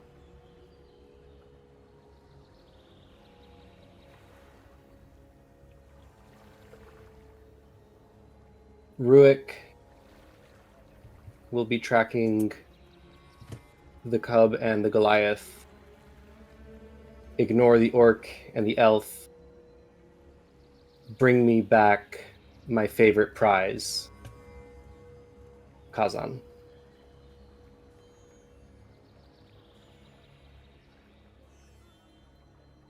And then below that, you see we are still looking for her. She may meet me in Muzbarak. That's our next lead. If he escapes, that's how we get him back.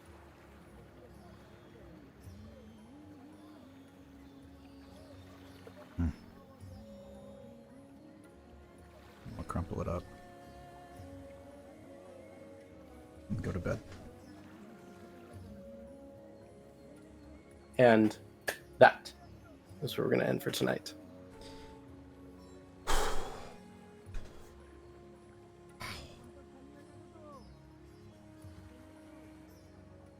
I'll just do it. Man. We'll call it here. 3, 2, 1. Bye. Bye.